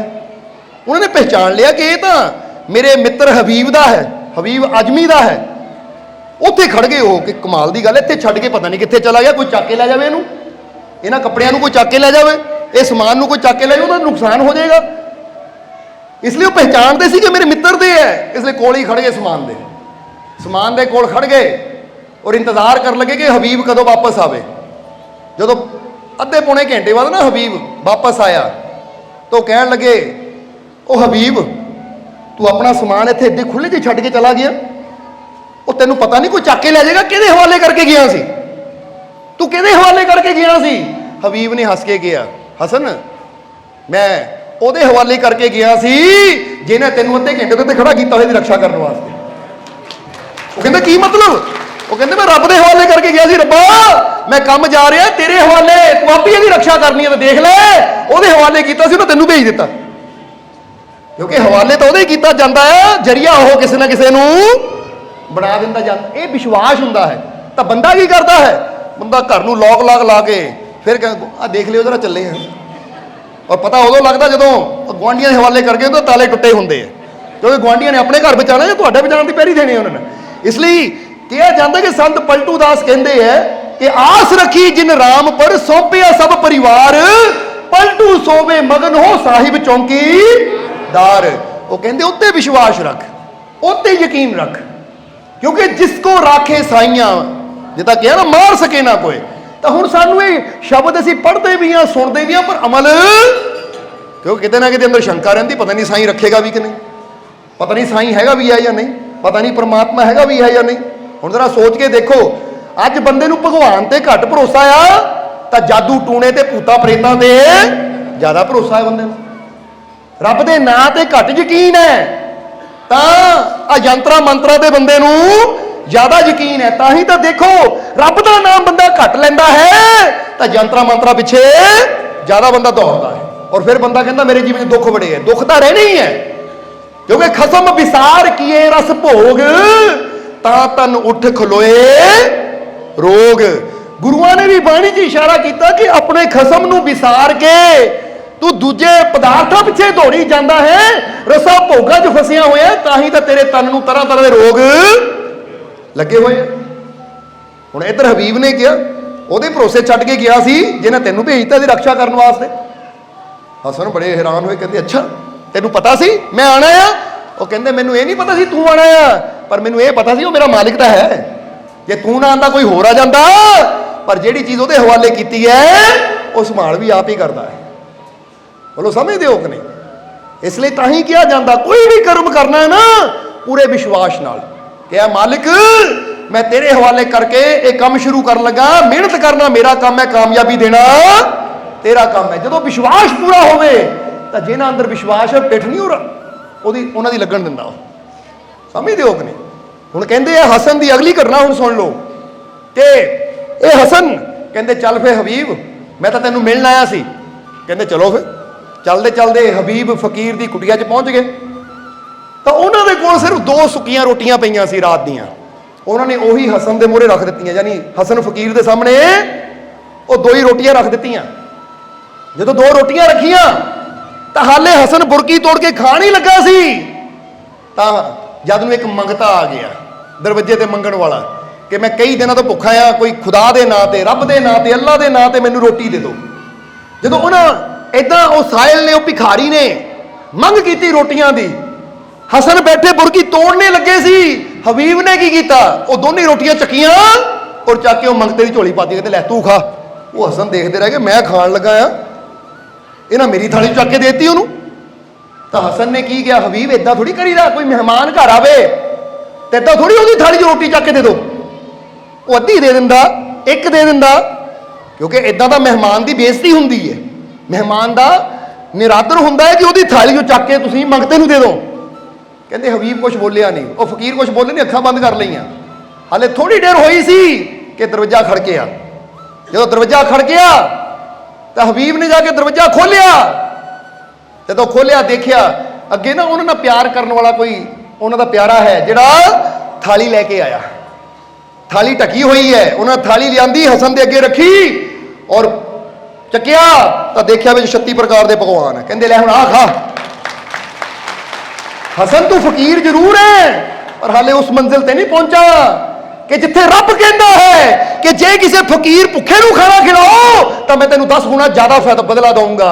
ਮੈਂ ਤਾਂ ਇਸੇ ਭਰੋਸੇ ਦਿੱਤਾ ਸੀ ਕਿਉਂਕਿ ਮੈਨੂੰ ਪਤਾ ਹੈ ਕਿ ਜੇ ਮੇਰੇ ਖੁਦਾ ਨੇ ਗੱਲ ਕਹੀ ਹੈ ਤਾਂ ਮੈਨੂੰ ਯਕੀਨ ਵੀ ਹੈ 2 ਸੁੱਕੀਆਂ ਰੋਟੀਆਂ ਦਊਂਗਾ ਤਾਂ ਚੰਗੇ ਪਦਾਰਥ ਆਪੇ ਭੇਜੇਗਾ। ਦੇਖ ਲਾ ਆ ਗਏ। ਔਰ ਤੈਨੂੰ ਇੰਨਾ ਵੀ ਵਿਸ਼ਵਾਸ ਹੈ ਨਹੀਂ ਉੱਤੇ। ਫਕੀਰੀ ਦਾ ਮਤਲਬ ਇਹ ਨਹੀਂ ਹੁੰਦਾ ਕਿ ਆਪਣੇ ਨੂੰ ਫਕੀਰ ਕਹਾਣਾ। ਭਗਤ ਦਾ ਮਤਲਬ ਇਹ ਨਹੀਂ ਹੁੰਦਾ ਕਿ ਆਪਣੇ ਆਪ ਨੂੰ ਮੈਂ ਤਾਂ ਰੱਬ ਦਾ ਭਗਤ ਹਾਂ, ਰੱਬ ਦਾ ਦਾਸ ਹਾਂ। ਇਹਦਾ ਮਤਲਬ ਹੁੰਦਾ ਉੱਤੇ ਵਿਸ਼ਵਾਸ ਵੀ ਰੱਖਣਾ। ਨਹੀਂ ਤਾਂ ਦੇਖੋ ਸ਼੍ਰੀ ਗੁਰੂ ਰਵਿਦਾਸ ਜੀ ਦੀ ਉਹ ਜ਼ਿੰਦਗੀ ਦੀ ਉਹ ਬੜੀ ਪਿਆਰੀ ਸਾਖੀ ਕਿ ਜਦੋਂ ਕੋਈ ਆਇਆ ਸੀ ਪਾਰਸ ਦੇ ਗਿਆ ਸੀ, ਉਹ ਕਹਿੰਦੇ ਬਾਈ ਇੱਥੇ ਰੱਖ ਦੇ, ਤਾਂ ਉਹਨਾਂ ਨੇ ਦੇਖਿਆ ਤੱਕ ਨਹੀਂ ਉੱਧਰ, ਕਿਉਂਕਿ ਵਿਸ਼ਵਾਸ ਕਹਿੰਦੇ ਸੀ ਕਿ ਮੈਨੂੰ ਦੇਣ ਵਾਲਾ ਉਹ ਪਰਮਾਤਮਾ, ਪਾਰਸਾਂ ਦੀ ਮੈਨੂੰ ਕੀ ਲੋੜ ਹੈ। ਇਹਨੂੰ ਕਹਿੰਦੇ ਯਕੀਨ। ਔਰ ਅੱਜ ਇਨਸਾਨ ਰੱਬ ਦੇ ਨਾਂ ਨੂੰ ਛੱਡ ਕੇ ਪਾਰਸਾਂ ਮਗਰੀ ਘੁੰਮੀ ਜਾਂਦਾ, ਮੈਨੂੰ ਆਹ ਮਿਲ ਜਾਵੇ, ਮੈਨੂੰ ਉਹ ਮਿਲ ਜਾਵੇ, ਮੇਰੀ ਲੋਟਰੀ ਨਿਕਲ ਆਵੇ, ਮੇਰਾ ਇਹ ਨਿਕਲ ਆਵੇ। ਔਰ ਸਭ ਤੋਂ ਬੜੀ ਤਾਕਤ ਤੇਰੇ ਅੰਦਰ ਬੈਠੀ ਹੈ, ਇਹ ਸੋਚੋ ਕਿੱਦਾਂ ਨਿਕਲੇ, ਇਹ ਪੱਥਰ ਵਿੱਚੋਂ ਪਰਮਾਤਮਾ ਦੀ ਮੂਰਤ ਕਿੱਦਾਂ ਨਿਕਲੇ, ਉਹਦੀ ਕੋਸ਼ਿਸ਼ ਕਰੀਏ। ਕਿਉਂਕਿ ਜੇ ਇਹ ਮੂਰਤ ਪ੍ਰਗਟ ਹੋ ਗਈ ਤਾਂ ਫਿਰ ਜੀਵਨ 'ਚ ਕਮੀ ਕੋਈ ਰਹੇਗੀ ਨਹੀਂ। ਇਸ ਲਈ ਪਹਿਲੀ ਜਿਹੜੀ ਸਾਡੇ ਦੁੱਖ ਦੀ ਗੱਲ ਹੈ ਨਾ, ਕਾਰਨ ਹੈ ਦੁੱਖਾਂ ਦਾ, ਉਹ ਇਹੀ ਹੈ ਕਿ ਅਸੀਂ ਆਪਣੇ ਆਪ ਨੂੰ ਪਰਮਾਤਮਾ ਤੋਂ ਇਸ ਲਈ ਅੱਜ ਤੋਂ ਜੁਦਾ ਨਹੀਂ ਸਮਝਣਾ। ਸਮਝਦੇ ਹੋ ਕਿ ਨਹੀਂ? ਆਪਣੇ ਆਪ ਨੂੰ ਪਰਮਾਤਮਾ ਤੋਂ ਜੁਦਾ ਸਮਝ ਕੇ ਅਸੀਂ ਰੱਬ ਦਾ ਵੀ ਅਪਮਾਨ ਕਰਦੇ ਹਾਂ ਤਾਂ ਆਪ ਵੀ ਆਪਣੇ ਜੀਵਨ ਨੂੰ ਦੁੱਖਾਂ ਨਾਲ ਭਰ ਲੈਂਦੇ ਹਾਂ। ਇਸ ਲਈ ਜੇ ਮੁਸੀਬਤ ਆਵੇ ਤਾਂ ਇਹ ਸੋਚੋ, ਜੇ ਸਾਹਮਣੇ ਕੋਈ ਪਰੇਸ਼ਾਨੀ ਆਂਦੀ ਹੈ ਤਾਂ ਅੱਖਾਂ ਬੰਦ ਕਰਕੇ ਦਿਲ ਤੇ ਹੱਥ ਰੱਖੋ ਕਿ ਮੇਰੇ ਰੋਮ ਰੋਮ 'ਚ ਮੇਰਾ ਮਾਲਿਕ ਵਸਦਾ ਹੈ, ਮੇਰੇ ਰੋਮ ਰੋਮ 'ਚ ਉਹਦੀ ਸ਼ਕਤੀ ਕੰਮ ਕਰ ਰਹੀ ਹੈ, ਉਹਦੀ ਤਾਕਤ ਕੰਮ ਕਰ ਰਹੀ ਹੈ। ਜੇ ਮੁਸ਼ਕਿਲ ਆਈ ਹੈ, ਇਹ ਬਿਮਾਰੀ ਆਈ ਹੈ, ਇਹ ਤਕਲੀਫ ਆਈ ਹੈ ਤਾਂ ਮੇਰੇ ਅੰਦਰ ਉਹ ਸ਼ਕਤੀ ਹੈ ਕਿ ਉਹ ਹਰ ਮੁਸ਼ਕਿਲ ਦਾ ਹੱਲ ਕਰ ਸਕਦੀ ਹੈ, ਹਰ ਬਿਮਾਰੀ ਨੂੰ ਦੂਰ ਕਰ ਸਕਦੀ ਹੈ, ਹਰ ਤਕਲੀਫ ਨੂੰ ਦੂਰ ਕਰ ਸਕਦੀ ਹੈ। ਔਰ ਮੈਨੂੰ ਪੂਰਾ ਯਕੀਨ ਹੈ ਮੇਰਾ ਮਾਲਿਕ ਹਰ ਮੁਸ਼ਕਿਲ ਦਾ ਹੱਲ ਕਰੇਗਾ। ਤਾਂ ਕਰਕੇ ਦੇਖੋ ਨਾ ਜੀਵਨ 'ਚ ਬਦਲਾਵ ਆਵੇ ਤਾਂ ਫਿਰ ਆ ਕੇ ਕਿਉਂ ਸਾਨੂੰ। ਪਰ ਅੱਜ ਇਨਸਾਨ ਬੇਨਤੀ ਤਾਂ ਕਰਦਾ ਪਰ ਪਹਿਲੇ ਮੰਨ ਕੇ ਪਤਾ ਨਹੀਂ ਪੂਰੀ ਹੋਣੀ ਹੈ ਜਾਂ ਨਹੀਂ। ਉਹਨੂੰ ਸਮਝਦੇ ਹੋ ਕਿ ਨਹੀਂ, ਤਾਂ ਹੁੰਦੀ ਕਿ ਨਹੀਂ? ਸੱਚ ਦੱਸਿਓ, ਆਪਣੇ ਆਪ ਨੂੰ ਪੁੱਛ ਕੇ ਦੇਖ ਲਿਓ ਕਿ ਬੰਦੇ ਨੂੰ ਯਕੀਨ ਹੀ, ਤਾਂ ਹੀ ਤਾਂ ਕਹਿੰਦੇ ਉਹੀ ਕਬੂਲ ਹੁੰਦੀ ਜੋ ਦਿਲੋਂ ਹੁੰਦੀ ਹੈ, ਵਿਸ਼ਵਾਸ ਨਾ ਹੁੰਦੀ ਹੈ। ਇਸ ਲਈ ਪਹਿਲੀ ਚੀਜ਼ ਹੈ ਕਿ ਆਪਣੇ ਆਪ ਨੂੰ ਪਰਮਾਤਮਾ ਤੋਂ ਜੁਦਾ ਸਮਝਣਾ ਬੰਦ ਕਰ ਦਿਓ। ਜਿੱਦਾਂ ਅਸੀਂ ਕਹੀਦਾ ਨਾ ਕਿ I am son of the God, no evil can touch me, ਕਿ ਵਿਸ਼ਵਾਸ ਰੱਖੋ ਕਿ ਮੈਂ ਈਸ਼ਵਰ ਦਾ ਬੱਚਾ ਆ, ਕੋਈ ਬੁਰੀ ਚੀਜ਼ ਮੈਨੂੰ ਟੱਚ ਨਹੀਂ ਕਰ ਸਕਦੀ। ਹੁਣ ਜਿਹਦੇ ਅੰਦਰ ਇਦਾਂ ਦਾ ਵਿਸ਼ਵਾਸ ਹੋਵੇ, ਇਹ ਕਹਿੰਦੇ ਲੈ ਬੰਦਾ ਕਹਿੰਦਾ ਭੂਤਾਂ ਤੋਂ ਡਰ ਲੱਗਦਾ, ਭੂਤਾਂ ਤੋਂ ਕੀ ਹੈ? ਬੰਦੇ ਨੇ ਕਹਿੰਦਾ ਲਿਆਓ ਕਿਹੜੇ ਭੂਤ ਹੈ, ਉਹ ਮੈਂ ਈਸ਼ਵਰ ਦਾ ਬੱਚਾ ਆ, ਕੋਈ ਬੁਰੀ ਚੀਜ਼ ਮੇਰੇ ਲਾਗੇ। ਕਿਉਂਕਿ ਜੇ ਬਾਪ ਤੇ ਉਹਦੀ ਸ਼ਕਤੀ ਤੇ ਵਿਸ਼ਵਾਸ ਕਰਾਂਗੇ ਤਾਂ ਉਹਦੀ ਸ਼ਕਤੀ ਸਾਨੂੰ ਬਚਾਉਂਦੀ ਵੀ ਜ਼ਰੂਰ ਹੈ, ਉਹ ਰੱਖਿਆ ਵੀ ਜ਼ਰੂਰ ਕਰਦੀ ਹੈ। ਜਿੱਦਾਂ ਹਬੀਬ ਉਹਦੇ ਹਵਾਲੇ ਕਰਕੇ ਚਲਾ ਗਿਆ ਤਾਂ ਦੇਖੋ ਉਹ ਪਰਮਾਤਮਾ ਨੇ ਆਪ ਹੀ ਜ਼ਰੀਆ ਬਣਾ ਦਿੱਤਾ। ਸੋ ਰਹਿਮਤ ਉਹਦੀ ਹੁੰਦੀ ਹੈ, ਜ਼ਰੀਆ ਕਿਸੇ ਨਾ ਕਿਸੇ ਨੂੰ ਉਹ ਬਣਾ ਦਿੰਦਾ ਹੈ। ਪਰ ਯਕੀਨ ਤਾਂ ਹੋਣਾ ਚਾਹੀਦਾ ਸਾਨੂੰ। ਇਸ ਲਈ ਪਹਿਚਾਣੋ ਆਪਣੇ ਆਪ ਨੂੰ ਕਿ ਮੈਂ ਹਰ ਮੁਸ਼ਕਿਲ ਦਾ ਹੱਲ ਕਰ ਸਕਦਾ ਹਾਂ, ਮੇਰੇ ਅੰਦਰ ਹਰ ਮੁਸ਼ਕਿਲ ਦਾ ਹੱਲ ਕਰਨ ਦੀ ਸ਼ਕਤੀ ਹੈ। ਮੈਂ ਅਸੰਭਵ ਨੂੰ ਸੰਭਵ ਕਰ ਸਕਦਾ ਹਾਂ, ਮੈਂ ਨਾਮੁਮਕਿਨ ਨੂੰ ਮੁਮਕਿਨ ਕਰ ਸਕਦਾ ਹਾਂ, ਕਿਉਂਕਿ ਮੇਰੇ ਰੋਮ ਰੋਮ 'ਚ ਉਹ ਪਰਮ ਸ਼ਕਤੀਸ਼ਾਲੀ ਪਰਮਾਤਮਾ ਸਮਾਇਆ ਹੋਇਆ ਹੈ। ਹੁਣ ਤੁਹਾਨੂੰ ਤਾਂ ਪਤਾ ਨਹੀਂ, ਇਹੀ ਤਾਂ ਜਦੋਂ ਫੀਲ ਕਰਦੇ ਉਦਾਂ ਹੀ ਉੜਨ ਨੂੰ ਫਰੀਦਾ ਗੱਲ ਹੈ ਵੀ ਹਾਂ ਇੰਨੀ એનર્ਜੀ। ਸਮਝਦੇ ਹੋ ਕਿ ਨਹੀਂ? ਇਹ એનર્ਜੀ ਹੈ, ਤਾਂ ਹੀ ਕਹਿੰਦੇ ਫੀਲ ਕਰੋ, ਇਸ ਨੂੰ ਮਹਿਸੂਸ ਕਰੋ। ਉਹ ਦੁੱਖ ਦਲਿੱਦਰ ਤਾਂ ਇਦਾਂ ਹੀ ਦੂਰ ਹੋਣੇ ਸ਼ੁਰੂ ਹੋ ਜਾਂਦੇ ਹੈ। ਪਰ ਅਸੀਂ ਆਪਣੇ ਆਪ ਨੂੰ ਕਮਜ਼ੋਰ ਜਦੋਂ ਸਮਝਦੇ ਹਾਂ ਨਾ ਕਿ ਮੇਰੇ ਤੋਂ ਆ ਨਹੀਂ ਹੋਣਾ, ਮੈਂ ਆ ਨਹੀਂ ਕਰ ਸਕਦਾ, ਮੇਰੇ ਤੋਂ ਇਹ ਨਹੀਂ ਹੋਣਾ, ਮੇਰੇ ਤੋਂ ਉਹ ਨਹੀਂ ਹੋਣਾ, ਆਹ ਪ੍ਰੋਬਲਮ ਆ ਗਈ, ਮੇਰੇ ਤੋਂ ਆਹ ਹੱਲ ਨਹੀਂ ਹੋਣਾ, ਤਾਂ ਅਸੀਂ ਫਿਰ ਕਵਾਂਗੇ ਤੁਹਾਨੂੰ ਕਿ ਅੱਜ ਇੱਕ ਬਹੁਤ ਬੜੇ ਸਾਇੰਟਿਸਟ ਹੋਏ ਹੈ, ਇੱਕ ਡਾਕਟਰ ਹੋਏ ਹੈ ਜਿਨ੍ਹਾਂ ਦਾ ਨਾਮ ਜੋਏ ਡਿਸਪੈਂਜ਼ਾ ਹੈ। ਉਹ ਵੀ ਰਿਸਰਚ ਕਰਦੇ ਨੇ, ਪੂਰੇ ਵਰਲਡ 'ਚ ਘੁੰਮ ਕੇ ਨਾ ਰਿਸਰਚ ਕੀਤੀ ਇਹ ਚੀਜ਼ ਤੇ ਕਿ ਇੱਕ ਵਿਸ਼ਵਾਸ ਦੇ ਨਾਲ ਜੇ ਇਨਸਾਨ ਵਿਸ਼ਵਾਸ ਰੱਖੇ ਤਾਂ ਕਹਿੰਦੇ 4th ਸਟੇਜ ਦਾ ਕੈਂਸਰ ਹੋਵੇ, ਕਹਿੰਦੇ 3rd ਸਟੇਜ तीसरी स्टेज ਤੇ ਕੈਂਸਰ ਹੀ ਬੜਾ ਖਤਰਨਾਕ ਮੰਨਿਆ ਜਾਂਦਾ। ਉਹ ਕਹਿੰਦੇ ਜੇ ਲਾਸਟ ਸਟੇਜ ਵੀ ਹੋਵੇ ਨਾ तो भी बंदा अपने आप को ठीक कर सकता है। विश्वास अंदर इन्नी शक्ति है, इन्नी ताकत है। बड़े बड़े साइंटिस्ट, बड़े बड़े डॉक्टर ये चीज़ ते रिसर्च कर रहे हो, कहते परमात्मा ने सानू ये जिसमें ही इदां दा दिता है कि जदों असीं अपने आप को उस एनर्जी नाल जोड़ दिंदे हैं, उस ताकत नाल जोड़ दिंदे हैं जिसने सानू पैदा किया है, तो फिर साडे अंदर वो शक्तियां आ जांदियां कि जिहनूं दुनिया कहती नामुमकिन, वो साडे वास्ते मुमकिन होना शुरू हो जाता है। क्योंकि जोए डिस्पेंजा खुद ऐसे सी कि जिन्हां दी रीढ़ दी हड्डी 6 जगह तो टुट गई सी एक एक्सीडेंट च, पर उन्होंने विश्वास की ताकत नाल कि मेरी ये हड्डी जिसने मैनू पैदा किया है, जिसने मैनू जीवन दिता है ना, जिहड़ा मैनू मां के गर्भ च मेरी हड्डी बना सकता है, उन्होंने टुट्टी हुई दोबारा जोड़ भी सकता है। समझते हो कि नहीं? हुण इदां समझ लो, जिद्दां कई बार दस्सिया जिहड़ा टेबल बना सकता, जे टेबल की लत्त टुट जाए या कोई हिल जाए तो जिहड़ा इहनूं बना सकता कारपेंटर दोबारा इहनूं ठीक भी कर सकता है। कर सकता कि नहीं? तो फिर परमात्मा जिहड़ा बना सकता है बिगड़िया ठीक कर सकता कि नहीं? पर विश्वास की लोड़ है। नहीं जी डॉक्टर कहते हैं, फलाने कहते आ बीमारी का कोई इलाज है नहीं, आ मुश्किल का कोई हल है नहीं। हुण इत्थों की हुंदा है? इत्थों की हुंदा है? ऐसी वो शक्ति ते विश्वास करने की बजाय वो चीज़ ते विश्वास कर ले कि हल ही है नहीं, और जिहड़ा मान लिया हल ही है नहीं, उसका हल कदी हो ही नहीं सकता। इसलिए अज तो अपने आप को पॉजिटिविटी तरफ लैके जाना है कि मैनू मेरे मालिक ने बनाया है, और मैनू अपने मालिक की रहमत ते, ओदी ताकत ते, ओदी शक्ति ते पूरा भरोसा है कि वो हर कदम ते मेरी सहायता जरूर करेगा, हर मुश्किल चो मैनू जरूर बचाएगा। इसलिए अपने आप को परमात्मा तो जुदा समझना बंद करो। हर वेले उठते बैठते महसूस करो कि मैं उहदा ही अंश हाँ, उहदी ताकत मेरे अंदर अपना काम कर रही है। इहनूं कहंदे आत्म ज्ञान, अपने आप को जानना कि मैं कौन हाँ। और जिसले ये समझ आ गई फिर सारे दुखों का अंत होना शुरू हो जाता है। फिर जो मुश्किल आती भी है तो बड़ी आसानी नाल बंदा मुश्किलों चों निकल भी आता है। इहनूं इसी तरह समझ लो कि जिहनूं तैरना आंदा ना, वो हर नदी तैर के पार कर जाता, तो जिहनूं नहीं तैरना आंदा उहदे वास्ते वो नदी समस्या बन जाती है। गल तां कला सीखण दी है। और हुण दूजा कारण समझ लीए, फिर टाइम काफ़ी हो गया, सत्संग नूं समाप्ति तरफ लैके जाना है। महात्मा बुद्ध ने कहा पहला कारण इंसान के दुखों का कि इंसान अपने आप को परमात्मा तो जुदा समझता है। और जो असीं अपने आप को तो जुदा समझ लेंदे तो उत्थों ही साडी कमजोरी, साडी वीकनेस शुरू हो जाती है। तो जे तुरते फिरते महसूस करिए, तां ही कहते मैਡੀਟੇਸ਼ਨ करो, क्योंकि ध्यान करन दे नाल असीं जिद्दां जिद्दां अपने अंदर उतरदे उद्दां सानूं पता लगना शुरू हुंदा है कि साडे अंदर किहड़ी शक्ति सानूं चला रही है। समझते हो कि नहीं? जिद्दां एडिसन ने कहा कि जिद्दां जिद्दां मैं बिजली नूं समझण दी कोशिश कीती ना, उदा उदा मैनूं पता लगा कि बिजली अंदर की पावर है, ਉਹਦਾ ਅਸੀਂ ਕਿੱਦਾਂ ਕਿੱਦਾਂ इस्तेमाल कर सकते हैं। समझते हो कि नहीं? ਇੱਥੇ थॉमस एडिसन होए ना जिन्होंने बल्ब की खोज की बिजली बारे। कहते एक बार वो एक कॉलेज अंदर समझाने वास्ते गए बच्चों को, नौजवानों को, तो उत्थे उन्होंने प्रोफैसर ने सवाल पूछ लिया कि महाराज ये बिजली की है, ये बिजली है कि व्हाट इज इलैक्ट्रिसिटी, ये बिजली आखिर है कि? तो एल्बर्ट आइंस्टाइन अपने उस वेले थॉमस एडिसन ने बड़ा प्यारा जवाब दिता। वो कहते बिजली की है ये तो मैं नहीं दस सकता, पर ਇਹਦਾ इस्तेमाल किद्दां कीता जावे, ਇਹਦਾ लाभ किद्दां लिया जावे, ਇਹਨੂੰ कित्थे कित्थे उपयोग कीता जावे, ਉਹਦੇ बारे मैं जरूर दस सकदा। और यही गल परमात्मा ते आंदी जे तुसीं पुछो ना परमात्मा की है, ਉਹਦੀ शक्ति की है, तो ਉਹਦੀ शक्ति ਨੂੰ बोल के दसना बड़ा औखा है, पर ਉਹਦੀ शक्ति का लाभ किद्दां लिया जा सकता है, ਉਹ ਤੋਂ फायदा किद्दां लिया जा सकता है, कित्थे कित्थे असीं ਉਹਦੇ ਨਾਲ अपने जीवन दियां मुश्किलों का हल कर सकते हैं। एक कला जरूर सीखी जा सकती है, क्योंकि जो बिजली का की उपयोग किया जा सकता जो सीखिया तो देखो अज पखे चल रहे हैं, कि नहीं? अज बहुत कुछ ऐसा है जो बिजली से चलता है, जिथे बिजली इस्तेमाल होंगी है, तो जो तो कोई समझ नहीं सी बिजली उदों भी सी, पर उदों तक उसका इस्तेमाल नहीं करना आया। इसी तरह शक्ति अज भी तुहाडे अंदर है, पर जो तुसीं कला सीख लई ना तो फिर इसका इस्तेमाल करना शुरू कर दोगे, उसदे नाल जीवन खुशियां आउणगियां। हुण आ जाइए दूसरे कारण ते, और ये थोड़ा शॉर्ट च ही दसांगे क्योंकि फिर टाइम काफ़ी हो गया, भुख भी लगी होनी है तुहानूं, इसलिए हुण आखिरले वचन नाल चलीए कि महात्मा बुद्ध ने कहा पहला कारण दुखों का कि तू अपने आप को परमात्मा तो जुदा समझना है। जुदा ना समझ, हर वेले तुरदा फिरदा उठदा बैठदा क्या कर कि मैं ਉਹ ਪਰਮਾਤਮਾ ਨਾਲ ਜੁੜਿਆ ਹੋਇਆ, ਜਾਂ ਕਹੋ ਕਿ ਮੇਰੇ ਅੰਦਰ ਉਹਦੀ ਤਾਕਤ ਹੀ ਕੰਮ ਕਰ ਰਹੀ ਹੈ। ਉਹਦੀ ਸ਼ਕਤੀ ਨੂੰ ਆਪਣੇ ਅੰਦਰ ਫੀਲ ਕਰੋ। 5-10 ਮਿੰਟ ਮੈਡੀਟੇਸ਼ਨ ਦਾ, ਧਿਆਨ ਦਾ ਮਤਲਬ ਬੈਠ ਕੇ ਸਵਾਸ ਲੈਂਦਿਆਂ ਹੋਇਆ ਫੀਲ ਕਰੋ ਕਿ ਮੇਰੇ ਰੋਮ ਰੋਮ 'ਚ ਮੇਰੇ ਉਹ ਪਰਮਾਤਮਾ ਦੀ, ਪ੍ਰਭੂ ਦੀ, ਉਹ ਈਸ਼ਵਰ ਦੀ ਸ਼ਕਤੀ ਕੰਮ ਕਰ ਰਹੀ ਹੈ। ਮੇਰਾ ਰੋਮ ਰੋਮ ਉਹਦੀ ਸ਼ਕਤੀ ਨਾਲ ਭਰਿਆ ਹੋਇਆ ਹੈ। ਜਦੋਂ ਫੀਲ ਕਰਾਂਗੇ ਤਾਂ ਤੁਹਾਨੂੰ ਵਾਕਿਆ ਮਹਿਸੂਸ ਹੋਏਗਾ। ਨਹੀਂ ਤਾਂ ਇੱਥੇ ਅੱਖਾਂ ਬੰਦ ਕਰਕੇ ਇੱਕ ਸੈਕਿੰਡ ਵਾਸਤੇ ਫੀਲ ਕਰਕੇ ਦੇਖੋ।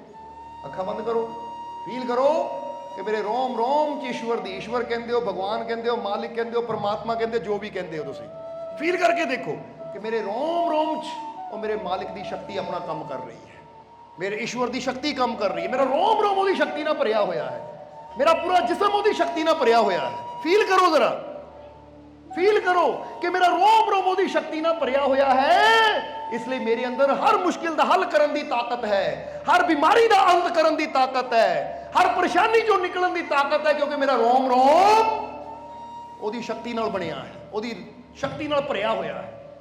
ਹੋਇਆ ਕੁਝ ਫੀਲ? ਹੋਇਆ ਕਿ ਨਹੀਂ? ਸਿਰਫ ਫੀਲ ਕਰਾਂਗੇ ਤਾਂ ਅੰਦਰ ਨਾ ਇਦਾਂ, ਹੁਣ ਬੋਲ ਕੇ ਦੱਸ ਨਹੀਂ ਸਕਦੇ, ਇਦਾਂ ਕੁਝ ਹੁੰਦਾ ਜਿੱਦਾਂ ਗੁਬਾਰੇ 'ਚ ਹਵਾ ਭਰ ਦਿੱਤੀ ਜਾਂਦੀ ਨਾ, ਉਹ ਫਟਣ ਨੂੰ ਫਿਰਦਾ ਹੁੰਦਾ, ਇਦਾਂ ਫੀਲ ਹੁੰਦਾ ਵਾਕਈ ਕੁਝ ਭਰ ਰਿਹਾ। ਉਹਦੀ ਸ਼ਕਤੀ ਹੈ, ਪਰ ਫੀਲ ਕਰਾਂਗੇ ਤਾਂ ਹੀ ਹੋਏਗਾ। ਫੀਲ ਤਾਂ ਹਰ ਵੇਲੇ ਪਤਾ ਕੀ ਕਰਦੇ ਆ, ਹਾਏ ਆਹ ਮੁਸ਼ਕਿਲ ਦਾ ਹੱਲ ਨਹੀਂ ਹੋਣਾ, ਆਹ ਫਲਾਣੇ ਨੇ ਜਾਦੂ ਕਰ ਦਿੱਤਾ ਮੇਰੇ ਤੇ, ਆਹ ਫਲਾਣੇ ਨੇ ਮੇਰਾ ਕੰਮ ਬੰਦ ਦਿੱਤਾ, ਆਹ ਫਲਾਣੇ ਨੇ ਇਦਾਂ ਕਰ ਦਿੱਤੀ, ਪਤਾ ਨਹੀਂ ਕਿਹੜੇ ਚੇਲੇ ਕੋ ਜਾਂਦੇ ਹੋਣੇ, ਪਤਾ ਨਹੀਂ ਕਿਹੜੇ ਬਾਬੇ ਕੋ ਜਾਂਦੇ ਹੋਣੇ ਆ। ਉਹ ਕੀ ਕਰਦਾ? ਧਿਆਨ ਤਾਂ ਹਰ ਵੇਲੇ ਸਾਡਾ ਇਦਾਂ ਦੀਆਂ ਚੀਜ਼ਾਂ ਵੱਲ ਰਹਿੰਦਾ ਹੈ। ਉਹ ਜਿਹੜਾ ਧਿਆਨ ਇਦਾਂ ਦੀਆਂ ਚੀਜ਼ਾਂ ਵੱਲ ਰੱਖਦੇ ਆ, ਇਹ ਧਿਆਨ ਅੰਦਰ ਰੱਖੀਏ ਕਿ ਮੇਰੇ ਅੰਦਰ ਤਾਕਤ ਕਿਹੜੀ ਹੈ, ਔਰ ਜਿਹਦੇ ਅੰਦਰ ਏਡੀ ਵੱਡੀ ਤਾਕਤ ਬੈਠੀ ਹੋਵੇ, ਉਹਨੂੰ ਜਾਦੂ ਟੂਣਿਆਂ ਤੋਂ ਡਰਨ ਦੀ ਕਿਹੜੀ ਤਾਕਤ ਹੈ? ਅਸੀਂ ਕਹਿੰਦੇ ਲਿਆਓ, ਕਿਹੜਾ ਬੜੇ ਤੋਂ ਬੜਾ ਚੇਲਾ ਹੈ ਸਾਡੇ ਸਾਹਮਣੇ ਖੜਾ ਕਰੋ, ਕਰੋ ਮਹਾਰਾਜ ਦਾ ਮੰਤਰ ਮਾਰਨਾ, ਬੈਠੇ ਆ ਅਸੀਂ, ਕਿਉਂਕਿ ਯਕੀਨ ਹੈ ਕਿ ਅੰਦਰ ਉਹ ਸ਼ਕਤੀ ਹੈ ਕਿ ਆਪ ਹੀ ਦੌੜੇ ਫਿਰਨਗੇ। ਸਮਝਦੇ ਹੋ ਕਿ ਨਹੀਂ? ਇਹ ਫੀਲ ਕਰੋ, ਸਮਝਦੇ ਹੋ? ਹੁਣ ਇਹ ਦੱਸਣਾ ਚਾਹੁੰਦੇ ਕਿ ਸੱਚੀ ਘਟਨਾ। ਸਰੋਆ ਪਿੰਡ ਪੈਂਦਾ, ਸਰੋਆ ਬੇਗਮਪੁਰਾ ਪੈਂਦਾ ਇੱਧਰ ਨਾ, ਆਪਣੇ ਜਦੋਂ ਗੜ੍ਹ ਸ਼ੰਕਰ ਤੋਂ ਆਨੰਦਪੁਰ ਰੋਡ ਤੇ ਜਾਈਏ ਤਾਂ ਬੇਗਮਪੁਰ ਤੇ ਉਰੇ ਹੀ ਪੈਂਦਾ ਸਰੋਆ ਪਿੰਡ। ਉਹ ਸਰੋਆ ਪਿੰਡ ਦੀ ਇੱਕ ਲੇਡੀ ਸੀ, ਉਹਨਾਂ ਨੇ ਦਰਬਾਰ ਤੋਂ ਨਾਮਦਾਨ ਲਿਆ। ਉਹ ਕਹਿੰਦੀ ਮਾਲਕੋ ਇੱਕ ਦਿਨ ਨਾ ਸਾਡੇ ਜਗਰਾਤਾ ਰੱਖਿਆ ਰਾਤ ਨੂੰ, ਉੱਥੇ ਨਾ ਜਗਰਾਤੇ ਵਿੱਚ ਕੀ ਹੋਇਆ, ਜਿਹੜਾ ਉਹ ਆਏ ਸੀ ਬਾਬਾ ਜੀ, ਉਹ ਬਸ ਆਪ ਵੀ ਸਿਰ ਘੁਮਾਉਣ ਲੱਗ ਪਏ, ਉਹਦੇ ਮੂਹਰੇ ਬੈਠੀਆਂ ਕਈ ਬੀਬੀਆਂ ਵੀ ਸਿਰ ਘੁਮਾਉਣ ਲੱਗ ਪਈਆਂ, ਠੀਕ ਹੈ, ਕਈ ਸਿਰ ਹਿਲਾਉਣ ਲੱਗ ਗਏ ਕਿ ਆਗੇ ਬਾਬੇ ਆ ਗਏ, ਜਾਂ ਕੁਛ ਇੱਦਾਂ ਕਰ ਰਹੇ ਸੀ। ਕਹਿੰਦੇ ਮੈਨੂੰ ਜਦੋਂ ਮੈਂ ਦੇਖਿਆ ਤਾਂ ਮੈਨੂੰ ਖਿਝ ਆ ਗਈ, ਮਾਲਕੋ ਪਤਾ ਨਹੀਂ ਕਾਹਤੇ ਇਹ ਕੀ ਕਰ ਰਹੇ ਆ, ਪਖੰਡ ਜਿਹਾ ਹੈ। ਤਾਂ ਉਸ ਵੇਲੇ ਕਹਿੰਦੀ ਸਾਰੇ ਮੱਥਾ ਟੇਕ ਰਹੀ, ਮੈਂ ਨਹੀਂ, ਜਦੋਂ ਮੈਂ ਗਈ ਤਾਂ ਮੱਥਾ ਨਹੀਂ ਟੇਕਿਆ, ਤਾਂ ਮੈਨੂੰ ਕਹਿਣਗੇ ਤੈਨੂੰ ਭਸਮ ਕਰ ਦੇਵਾਂਗੇ, ਤੂੰ ਸਿਰ ਨਹੀਂ ਝੁਕਾਇਆ, ਤੇਰਾ ਅਸੀਂ ਸਭ ਕੁਝ ਤਹਿਸ ਨਹਿਸ ਕਰ ਦੇਣਾ, ਭਸਮ ਕਰ ਦੇਣਾ, ਤੇਰਾ ਸਾਰਾ ਕੁਝ ਤਬਾਹ ਕਰ ਦੇਵਾਂਗੇ। ਕਹਿੰਦੀ ਜਦੋਂ ਇੰਨੀਆਂ ਗੱਲਾਂ ਕਹੀ ਨਾ, ਭਸਮ ਕਰ ਦੇਵਾਂਗੇ, ਮੈਨੂੰ ਪਤਾ ਨਹੀਂ ਕੀ ਕਿਸ ਜਿਹੜੀ ਉਹਦੇ ਡੰਡਾ ਪਿਆ ਸੀ, ਮੈਂ ਡੰਡਾ ਚੱਕ ਲਿਆ। ਕਹਿੰਦੀ ਫਿਰ ਕੀ ਹੋਇਆ? ਮੈਂ ਡੰਡਾ ਚੱਕ ਕਰ ਭਸਮ, ਦੇਖਦੇ ਆ ਤੇਰੀ ਭਸਮ ਦੀ ਤਾਕਤ ਬੜੀ ਹੈ, ਮੇਰਾ ਮਾਲਿਕ ਬੜਾ ਹੈ। ਕਹਿੰਦੀ ਉੱਥੋਂ ਉਹ ਡੰਡੀ ਡੋਰਾ ਚੱਕ ਕੇ ਦੌੜਿਆ, ਕਿਉਂਕਿ ਪਤਾ ਜਦੋਂ ਲੱਗਦਾ ਹੈ। ਅਸੀਂ ਇਹ ਨਹੀਂ ਕਹਿੰਦੇ ਤੁਸੀਂ ਡੰਡਾ ਚੱਕੋ, ਅਸੀਂ ਉਹਨੂੰ ਸਮਝਾਇਆ ਏਦਾਂ ਨਹੀਂ ਕਰੀਦਾ ਹੁੰਦਾ ਕਿ ਕਿਸੇ ਦੇ ਰੰਗ 'ਚ ਭੰਗ, ਪਰ ਕਹਿੰਦੀ ਮੇਰੇ ਅੰਦਰ ਇੱਕ ਡਰ ਨਹੀਂ ਸੀ ਕੋਈ ਵੀ। ਔਰ ਅਸੀਂ ਵੀ ਕਵਾਂਗੇ ਇਦਾਂ ਦੀਆਂ ਚੀਜ਼ਾਂ ਦਾ, ਕਿਉਂਕਿ ਜਿਹੜਾ ਤੁਹਾਨੂੰ ਕਵੇ ਨਾ ਤੈਨੂੰ ਬਰਬਾਦ ਕਰ ਦੂੰ, ਤੈਨੂੰ ਤਬਾਹ ਕਰ ਦੂੰ, ਤੇਰਾ ਇਦਾਂ ਕਰ ਦੂੰ, ਉੱਦਾਂ ਕਰ ਦੂੰ, ਸਮਝ ਲਓ ਇੱਥੇ ਰੱਬ ਵਾਲੀ, ਪਰਮਾਤਮਾ ਵਾਲੀ ਦਾ ਕੋਈ ਗੱਲ ਹੈ ਹੀ ਨਹੀਂ। ਕਿਉਂਕਿ ਤਬਾਹ ਕਰਨਾ, ਬਰਬਾਦ ਕਰਨਾ ਰੱਬ ਦਾ ਕੰਮ ਨਹੀਂ, ਸ਼ੈਤਾਨਾਂ ਦਾ ਕੰਮ ਹੈ। ਔਰ ਸ਼ੈਤਾਨਾਂ ਤੋਂ ਸਾਨੂੰ ਡਰਨ ਦੀ ਕੀ ਲੋੜ? ਸਮਝਦੇ ਹੋ ਕਿ ਨਹੀਂ? ਇਦਾਂ ਦੇ ਇਨਸਾਨਾਂ ਮੂਹਰੇ ਤਾਂ ਵਾਕਿਆ ਖੜਨਾ ਪੈਂਦਾ। ਚੱਲ ਵੀ ਕਰਕੇ ਦਿਖਾ, ਤੂੰ ਕੀ ਕਰਦਾ? ਉਹ ਮੇਰੇ ਅੰਦਰ ਉਹ ਸ਼ਕਤੀ ਕੰਮ ਕਰਦੀ ਹੈ, ਮੇਰੇ ਮਾਲਿਕ ਦੀ ਰਹਿਮਤ ਮੇਰੇ ਨਾਲ ਹੈ, ਤਾਂ ਕੋਈ ਬੁਰੀ ਚੀਜ਼ ਮੇਰਾ ਕੁਛ ਵਿਗਾੜ ਨਹੀਂ ਸਕਦੀ। ਸੋ ਅਸੀਂ ਇਹ ਕਿਉਂ ਦੱਸ ਰਹੇ ਕਿ ਸਾਨੂੰ ਡਰਨ ਦੀ ਲੋੜ ਨਹੀਂ ਹੈ ਕਿ ਅਸੀਂ ਐਵੇਂ ਛੋਟੇ ਮੋਟੇ ਜੰਤਰਾਂ ਮੰਤਰਾਂ ਤੋਂ ਡਰੀ ਜਾਈਏ ਜਾਂ ਮਨ 'ਚ ਵਹਿਮ ਲੈ ਕੇ ਬੈਠੇ ਰਹੀਏ। ਔਰ ਇਹ ਡਰਦਾ ਉਹੀ ਹੈ ਜਿਹਨੂੰ ਆਪਣੀ ਸ਼ਕਤੀ ਤੇ ਵਿਸ਼ਵਾਸ ਨਾ ਹੋਵੇ। ਕਹਿੰਦੇ ਨਾ ਹਨੂਮਾਨ ਨੂੰ ਜਦੋਂ ਭੇਜਿਆ ਸੀ ਕਿ ਸੀਤਾ ਦੀ ਖੋਜ ਕਰੋ, ਜਦੋਂ ਲੱਭਦੇ ਲੱਭਦੇ ਸਮੁੰਦਰ ਦੇ ਕਿਨਾਰੇ ਆ ਗਏ, ਐਡਾ ਵੱਡਾ ਸਮੁੰਦਰ ਦੇਖ ਕੇ ਸਾਰੇ ਡਰ ਕੇ ਬਹਿ ਗਏ, ਕਿੱਦਾਂ ਪਾਰ ਕਰਾਂਗੇ? ਹਨੂਮਾਨ ਵੀ ਥੋੜਾ ਨਿਰਾਸ਼ ਹੋ ਕੇ ਬਹਿ ਗਿਆ। ਤਾਂ ਜੰਬੰਤ ਨੂੰ, ਕਿਉਂਕਿ ਉਹਨਾਂ ਨਾਲ ਇੱਕ ਰਿਸ਼ ਦੇ ਰੂਪ 'ਚ ਤੁਸੀਂ ਦੇਖਿਆ ਹੋਣਾ, ਜੰਬੰਤ ਨਾਲ ਸੀ, ਉਹਨੇ ਕਿਹਾ ਕਿ ਹਨੂਮਾਨ ਤੇ 'ਚ ਤਾਂ ਬਹੁਤ ਸ਼ਕਤੀ ਹੈ ਭਾਈ, ਉਹ ਇਹ ਸਾਗਰ ਪਾਰ ਕਰਨਾ ਤਾਂ ਤੇਰੇ ਵਾਸਤੇ ਇੱਕ ਛਾਲ ਦਾ ਕੰਮ ਹੈ, ਜਿੱਦਾਂ ਇੱਕ ਛਾਲ ਮਾਰ ਤਾਂ ਪਾਰ ਕਰ ਜਾ। ਹਨੂਮਾਨ ਕਹਿੰਦਾ ਨਹੀਂ, ਮੇਰੇ 'ਚ ਸ਼ਕਤੀ ਕਿੱਥੇ ਹੈ? ਫਿਰ ਕਹਿੰਦੇ ਯਾਦ ਦਿਲਾਇਆ ਕਿ ਤੂੰ ਬਚਪਨ 'ਚ ਇਦਾਂ ਕੀਤੀ ਸੀ, ਉਦਾਂ ਕੀਤੀ ਸੀ। ਫਿਰ ਹਨੂਮਾਨ ਨੂੰ ਪਤਾ ਲੱਗਾ ਹੈ ਇੰਨੀਆਂ ਸ਼ਕਤੀਆਂ ਮੇਰੇ ਅੰਦਰ ਹੈ, ਤਾਂ ਫਿਰ ਉਹਨਾਂ ਇੱਕ ਜੰਪ ਮਾਰਿਆ ਤਾਂ ਸਮੁੰਦਰ ਪਾਰ ਕਰ ਦਿੱਤਾ।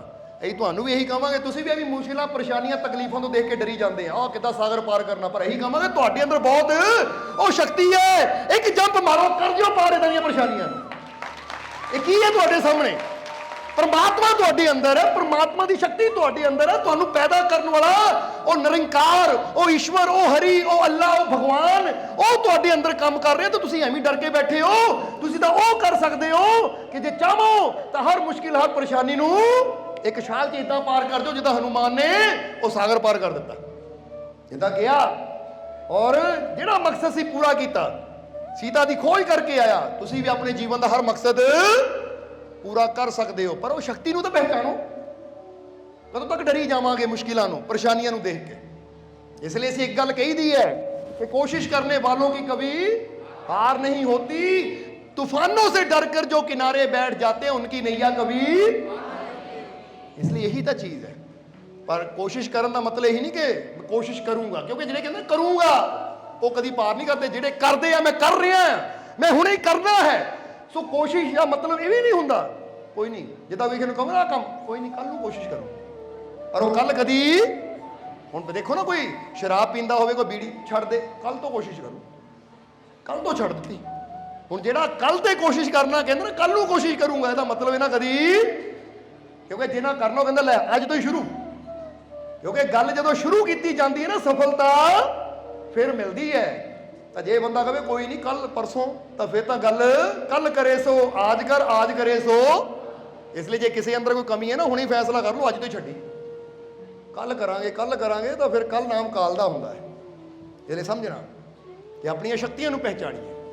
ਔਰ ਦੂਸਰੀ ਗੱਲ ਮਹਾਤਮਾ ਬੁੱਧ ਨੇ ਕਹੀ, ਇਨਸਾਨ ਦੇ ਦੁੱਖਾਂ ਦਾ ਕਾਰਨ ਕਿ ਇਨਸਾਨ ਬਦਲਾਵ ਤੋਂ ਡਰਦਾ ਹੈ। ਪਹਿਲਾ ਦੁੱਖਾਂ ਦਾ ਕਾਰਨ ਕਿ ਇਨਸਾਨ ਆਪਣੇ ਆਪ ਨੂੰ ਪਰਮਾਤਮਾ ਤੋਂ ਜੁਦਾ ਸਮਝਦਾ, ਤਾਂ ਦੂਜਾ ਕਾਰਨ ਇਨਸਾਨ ਬਦਲਾਵ ਤੋਂ ਡਰਦਾ, ਉਹਨੂੰ ਕਬੂਲ ਨਹੀਂ ਕਰਦਾ। ਬਦਲਾਵ ਨੂੰ ਕਬੂਲ ਕਰੋ ਤਾਂ ਇਹੀ ਦੁੱਖਾਂ ਤੋਂ ਬਚੇ ਰਵਾਂਗੇ। ਹੁਣ ਤੁਸੀਂ ਕਹਿਣਾ ਜੀ ਇਹ ਕਿੱਦਾਂ, ਮਤਲਬ ਸਮਝ ਆਇਆ ਕਿ ਨਹੀਂ? ਅਸੀਂ ਬਦਲਾਵ ਨੂੰ ਕਬੂਲ ਨਹੀਂ ਕਰਦੇ।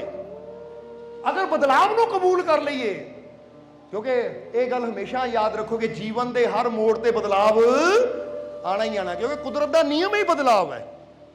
ਜਿਹੜਾ ਨਾ ਬਦਲੇ ਉਹ ਤਾਂ ਮੁਰਦਾ ਹੈ, ਔਰ ਜਿਹੜਾ ਜੀਂਦਾ ਉਹਨੇ ਹਰ ਪਲ। ਹੁਣ ਫਰਜ਼ ਕਰੋ ਇਦਾਂ ਸਮਝ ਲਓ ਕਿ ਤੁਹਾਡੇ ਘਰ ਇੱਕ ਗੁਲਾਬ ਦਾ ਪੌਦਾ ਲੱਗਾ ਹੈ, ਅੱਜ ਉੱਤੇ ਬੜਾ ਸੋਹਣਾ ਫੁੱਲ ਲੱਗਾ ਹੈ।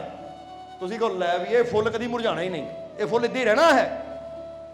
ਹੁਣ ਕੱਲ ਨੂੰ ਮੁਰਝਾਣਾ ਵੀ ਹੈ, ਉਹਨਾਂ ਝੜਨਾ ਵੀ ਹੈ, ਪਰ ਅਸੀਂ ਸੋਚ ਲਈਏ ਫੁੱਲ ਬੜਾ ਸੋਹਣਾ ਨਾ ਕਦੀ ਮੁਰਝਾਣਾ ਹੀ ਨਹੀਂ, ਇਹ ਇੱਦਾਂ ਹੀ ਰਹਿਣਾ ਹੈ। ਤਾਂ ਕੱਲ ਨੂੰ ਜਦੋਂ ਫੁੱਲ ਮੁਰਝਾਏਗਾ ਤਾਂ ਅਸੀਂ ਦੁਖੀ ਹੋਵਾਂਗੇ, ਹਾਏ ਕਿਉਂ, ਮੈਂ ਤਾਂ ਸੋਚਿਆ ਸੀ ਇੱਦਾਂ ਹੀ ਰਹਿਣਾ ਹੈ, ਮੇਰੇ ਘਰ ਦੀ ਸ਼ਾਨ ਸੀ। ਪਰ ਜੇ ਅਸੀਂ ਪਹਿਲਾਂ ਹੀ ਕਬੂਲ ਕਰ ਲਈ ਅੱਜ ਖਿਲਿਆ ਹੈ, ਕੱਲ ਨੂੰ ਇਹ ਨਾ ਮੁਰਝਾਣਾ ਵੀ ਹੈ, ਤਾਂ ਜਦੋਂ ਮੁਰਝਾਏਗਾ ਤਾਂ ਸਾਨੂੰ ਫਰਕ ਨਹੀਂ ਪਏਗਾ। ਅੱਜ ਬੰਦਾ ਦੁਖੀ ਕਿਉਂ ਹੈ? ਕਿਉਂਕਿ ਬੰਦਾ ਬਦਲਾਵ ਨੂੰ ਐਕਸੈਪਟ ਨਹੀਂ ਕਰਦਾ, ਬਦਲਾਵ ਨੂੰ ਕਬੂਲ ਨਹੀਂ ਕਰਦਾ। ਹੁਣ ਜਰਾ ਗੌਰ ਕਰੋ, ਜ਼ਿੰਦਗੀ ਦਾ ਨਿਯਮ ਹੈ ਬਦਲਾਵ, ਔਰ ਜਿਹੜਾ ਬਦਲਾਵ ਨੂੰ ਕਬੂਲ ਕਰਦਾ, ਜਿੱਦਾਂ ਹੁਣ ਦੇਖੋ ਇਹਨੂੰ ਇਦਾਂ ਸਮਝੋ ਕਿ ਅੱਜ ਹਰ ਇਨਸਾਨ ਅੱਗੇ ਤਾਂ ਵਧ ਰਿਹਾ ਹੈ, ਦਿਨ ਤਾਂ ਬਦਲ ਰਹੇ ਹੈ, ਪਰ ਚਾਹੁੰਦਾ ਹੈ ਬੰਦੇ 'ਚ ਬਦਲਾਵ ਨਾ ਆਵੇ। ਹੁਣ ਜਿੱਦਾਂ ਸਮਝ ਲਓ ਇੱਕ ਨੌਜਵਾਨ ਹੈ, ਉਹ ਬੱਚਾ ਨਾ 4 ਸਾਲ ਦਾ ਹੈ, 5 ਸਾਲ ਦਾ ਹੈ, ਮਾਂ-ਬਾਪ ਦੀ ਆਗਿਆ ਮੰਨਦਾ ਹੈ, ਤਾਂ ਮਾਂ-ਬਾਪ ਕਹਿੰਦੇ ਬੜਾ ਆਗਿਆਕਾਰੀ ਬੱਚਾ ਹੈ। ਉਹੀ ਬੱਚਾ 15, 16, 17 ਸਾਲ ਦਾ ਹੋ ਗਿਆ, ਹੁਣ ਬੜਾ ਹੋ ਗਿਆ, ਲੈ ਹੁਣ ਆਗਿਆ ਨਹੀਂ ਮੰਨਦਾ ਹੈ, ਬਦਲ ਗਿਆ ਇਹ। ਐਕਸੈਪਟ ਕਰਨਾ ਚਾਹੀਦਾ, ਪਹਿਲੇ ਕਬੂਲ ਕਰਨਾ ਚਾਹੀਦਾ, ਭਾਈ ਹੁਣ ਉਹਦੀ ਵੀ ਉਮਰ ਹੈ, ਉਹਦੀ ਵੀ ਸੋਚ ਹੈ, ਬੜਾ ਹੋ ਰਿਹਾ, ਤਾਂ ਥੋੜਾ ਬਦਲਾਅ ਉਹਦੇ ਅੰਦਰ ਆਣਾ ਹੀ ਆ। ਉਹ ਕੋਈ ਕੰਪਿਊਟਰ ਥੋੜੀ ਹੈ, ਬਚਪਨ 'ਚ ਜਿੱਥੇ ਤੁਸੀਂ ਕਹਿਤਾ ਬਹਿ ਲਿਆ, ਹੁਣ ਜਵਾਨ ਹੋਇਆ ਹੈ, ਬਦਲਾਅ ਆਣਾ ਹੀ ਹੈ। ਫਿਰ ਪਤਾ ਕੀ ਹੈ, ਮਾਤਾ ਪਿਤਾ ਬੱਚੇ ਦੀ ਸ਼ਾਦੀ ਕਰਤੀ, ਬੱਚਾ ਤਾਂ ਪੂਰਾ ਹੀ ਬਦਲ ਗਿਆ, ਹੁਣ ਤਾਂ ਸਾਡੀ ਸੁਣਦਾ ਨਹੀਂ। ਇਹ ਪਹਿਲੇ ਹੀ ਕਬੂਲ ਕਰੋ ਕਿ ਜਦੋਂ ਬੱਚੇ ਦੀ ਚਾਹੇ ਧੀ ਹੈ ਚਾਹੇ ਪੁੱਤ ਹੈ ਸ਼ਾਦੀ ਕਰਨੀ ਹੈ, ਤਾਂ ਉਹਦੇ ਜੀਵਨ 'ਚ ਬਦਲਾਵ ਆਣਾ ਹੀ ਹੈ, ਕਿਉਂਕਿ ਕੋਈ ਨਵੀਂ ਜ਼ਿੰਦਗੀ ਉਹਦੇ ਨਾਲ ਜੁੜਨ ਜਾ ਰਹੀ ਹੈ, ਉਹਦੇ ਬਾਰੇ ਵੀ ਦੇਖਣਾ ਹੈ।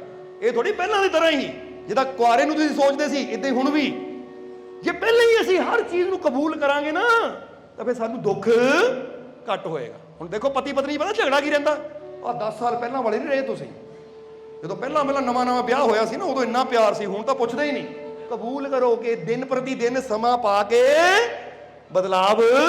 ਹੁਣ ਆਹ ਕੱਪੜਾ ਤੁਸੀਂ ਪਾਉਂਦੇ ਹੋ, ਹੁਣ ਇਹ ਕੱਪੜੇ ਨੂੰ ਪਾਉਂਦੇ ਨੂੰ ਤੁਹਾਨੂੰ ਸਾਲ ਹੋ ਜਾਵੇ, ਫਟ ਜਾਵੇ, ਉਹ ਕੱਪੜਾ ਪਹਿਲਾਂ ਵਾਲਾ ਨਹੀਂ ਰਿਹਾ ਹੈ, ਪਹਿਲਾਂ ਤਾਂ ਬੜਾ ਚਮਕਦਾ ਸੀ, ਨਵਾਂ ਸੀ, ਹੁਣ ਤਾਂ ਐ ਤਾਰ ਹੋਣ ਲੱਗ ਪਿਆ। ਜਿਹੜਾ ਸਮਝਦਾਰ ਉਹਨੂੰ ਪਤਾ ਕਿ ਸਮੇਂ ਨਾਲ ਹਰ ਚੀਜ਼ 'ਚ ਬਦਲਾਵ ਆਣਾ, ਮੈਂ ਕਬੂਲ ਕਰਾਂ। ਜਿਹੜਾ ਕਬੂਲ ਕਰਦਾ ਨਾ, ਦੁੱਖ ਘੱਟ ਹੁੰਦਾ ਹੈ। ਹੁਣ ਬੰਦੇ ਨੂੰ ਪਤਾ ਹੈ, ਕਈ ਦੇਖਿਆ ਨਾ ਕਿ ਕਿਸੇ ਦੀ ਮੌਤ ਹੋ ਜਾਂਦੀ ਹੈ, ਅਸੀਂ ਤਾਂ ਮਰ ਗਏ, ਅਸੀਂ ਰੁੜ ਗਏ, ਸਾਡਾ ਬਚਿਆ ਹੀ ਕੁਛ ਨਹੀਂ। ਉਹ ਕੀ ਗੱਲ, ਬਚਣਾ ਕਿ ਨਾ ਇੱਥੇ?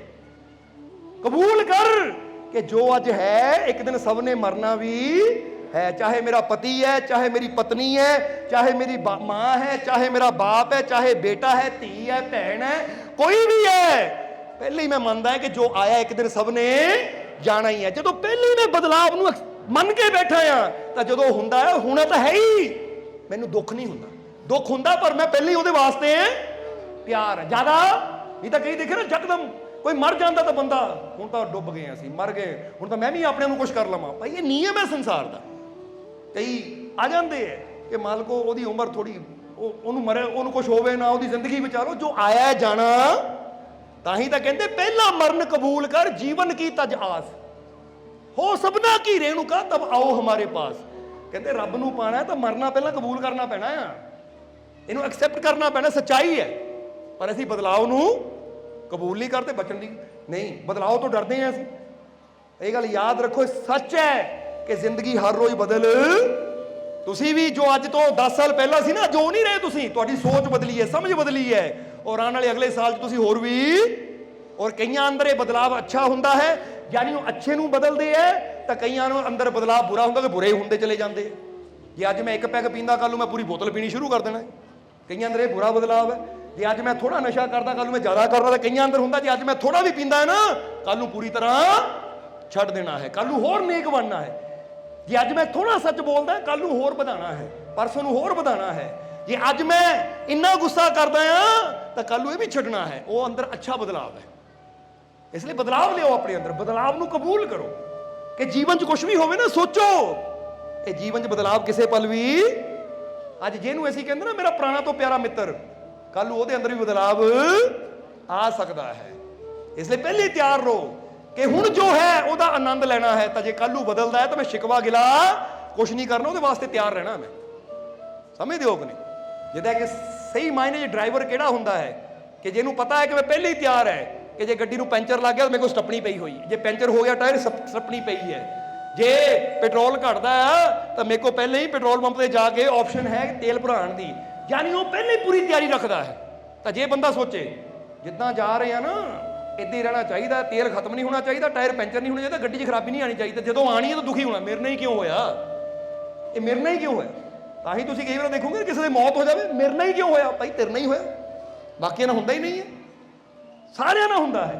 और एक दिन सब ना होना भी है। अज जिन्ने बैठे हैं जाना कि नहीं एक दिन सब ने, किसी ने रहना सदा इत्थे, चाहे 10 साल 20 साल 25 साल 30 साल 50 साल। हाँ समा रब दे हत्थ 'च है, पर जाना एक दिन। असीं पहले ही कबूल करिए, पहले ये चीज़ नूं बदलाव वास्ते पहले ही तैयार रखिए कि अपने आप नूं इन्ना स्ट्रोंग बनावा, जिद्दां समझ लो कि इन्ना स्ट्रोंग बनावा कि मौसम जिद्दां दा मर्जी होवे। नहीं तो कई बार देखिया ना, कई इन्ने कमज़ोर हुंदे है, मौसम बदलण दे नाल ही जुकाम हो जांदा, बुखार हो जांदा, लै भी मौसम बदल गया मैं बीमार पै गया। ਇਹਦਾ मतलब इन्हां दा इम्यूनिटी सिस्टम बड़ा कमज़ोर है। माड़ी जी बरसात आई तो जुकाम हो गया, माड़िया ठंड तो गर्मी हुई तो बीमार हो गए, गर्मी तो सर्दी हुई तो बीमार हो गए।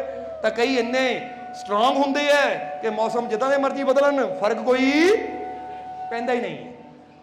समझदे हो कि नहीं? हुण कई बार ना असीं इंडिया तो जो बाहरले देशों जाईदा सत्संग करन, तो साडे कोल टाइम बड़ा थोड़ा हुंदा है। जिद्दां ही फ्लाइट 'च उतरे नाल ही कहदा चलो बई जी बागुल जाए, माल को रेस्ट करो, आ टाइम चेंज होया तुहाडा, आ मौसम वैदर चेंज होया, रेस्ट करो। ये सानू फर्क नहीं पैंदा, समझदे हो कि नहीं? सानू फर्क नहीं पैंदा क्योंकि खुद नूं असीं इन्ना मजबूत बना चुके हैं कि ना मौसम का तो ना ही टाइम का साडे ते प्रभाव पैंदा है। तुसीं जिहड़ा काम करना है वो करिए।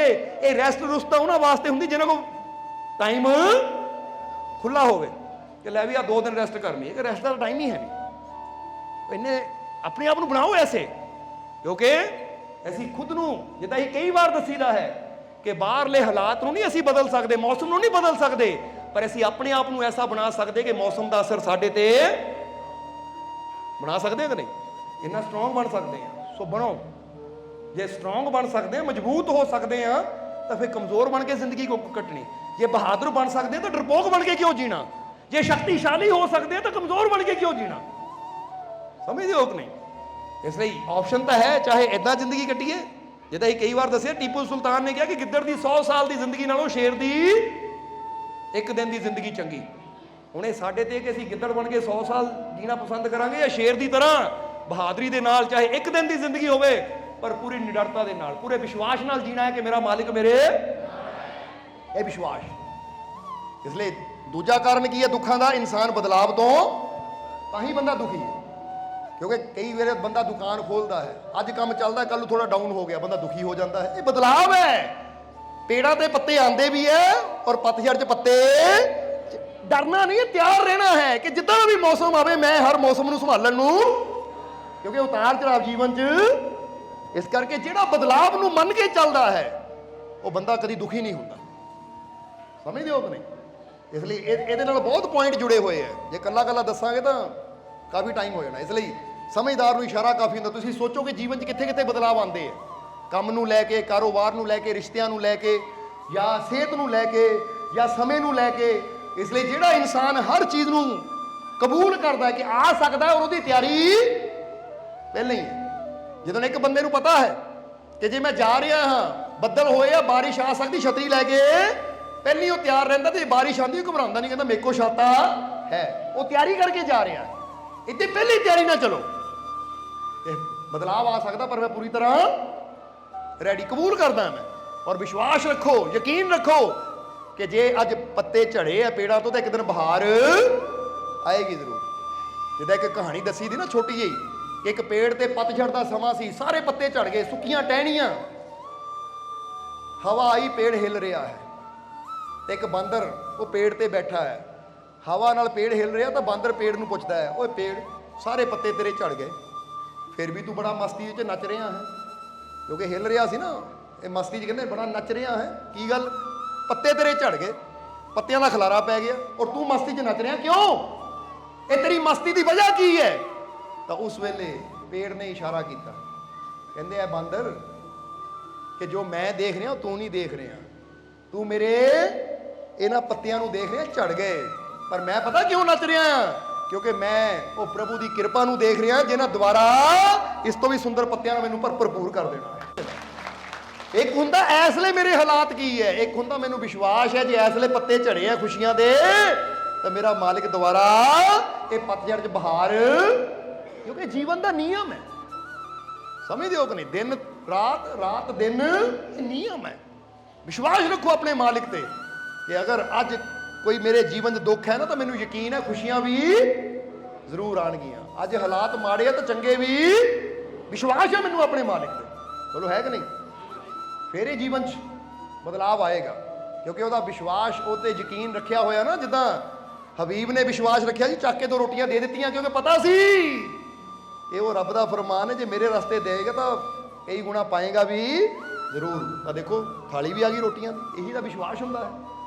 ਹੁਣ ਤੀਸਰੀ ਗੱਲ ਮਹਾਤਮਾ ਬੁੱਧ ਨੇ ਕੀ ਕਹੀ, ਇਹਨੂੰ ਸਮਝੀਏ ਔਰ ਫਿਰ ਸਤਸੰਗ ਦੀ ਸਮਾਪਤੀ ਕਰੀਏ। ਪਹਿਲਾਂ ਉਹਨਾਂ ਨੇ ਕਿਹਾ ਕਿ ਆਪਣੇ ਆਪ ਨੂੰ ਤੂੰ ਪਰਮਾਤਮਾ ਤੋਂ ਜੁਦਾ ਸਮਝਦਾ ਹੈ। ਦੂਸਰਾ ਕਿਹਾ ਤੂੰ ਬਦਲਾਵ ਤੋਂ ਡਰਦਾ, ਇਹਨੂੰ ਕਬੂਲ ਨਹੀਂ ਕਰਦਾ। ਔਰ ਤੀਸਰਾ ਕਿਹਾ ਤੂੰ ਪਰੇਸ਼ਾਨੀਆਂ ਤੋਂ ਦੌੜਦਾ ਆ, ਉਹਨਾਂ ਦਾ ਸਾਹਮਣਾ ਨਹੀਂ ਕਰਦਾ।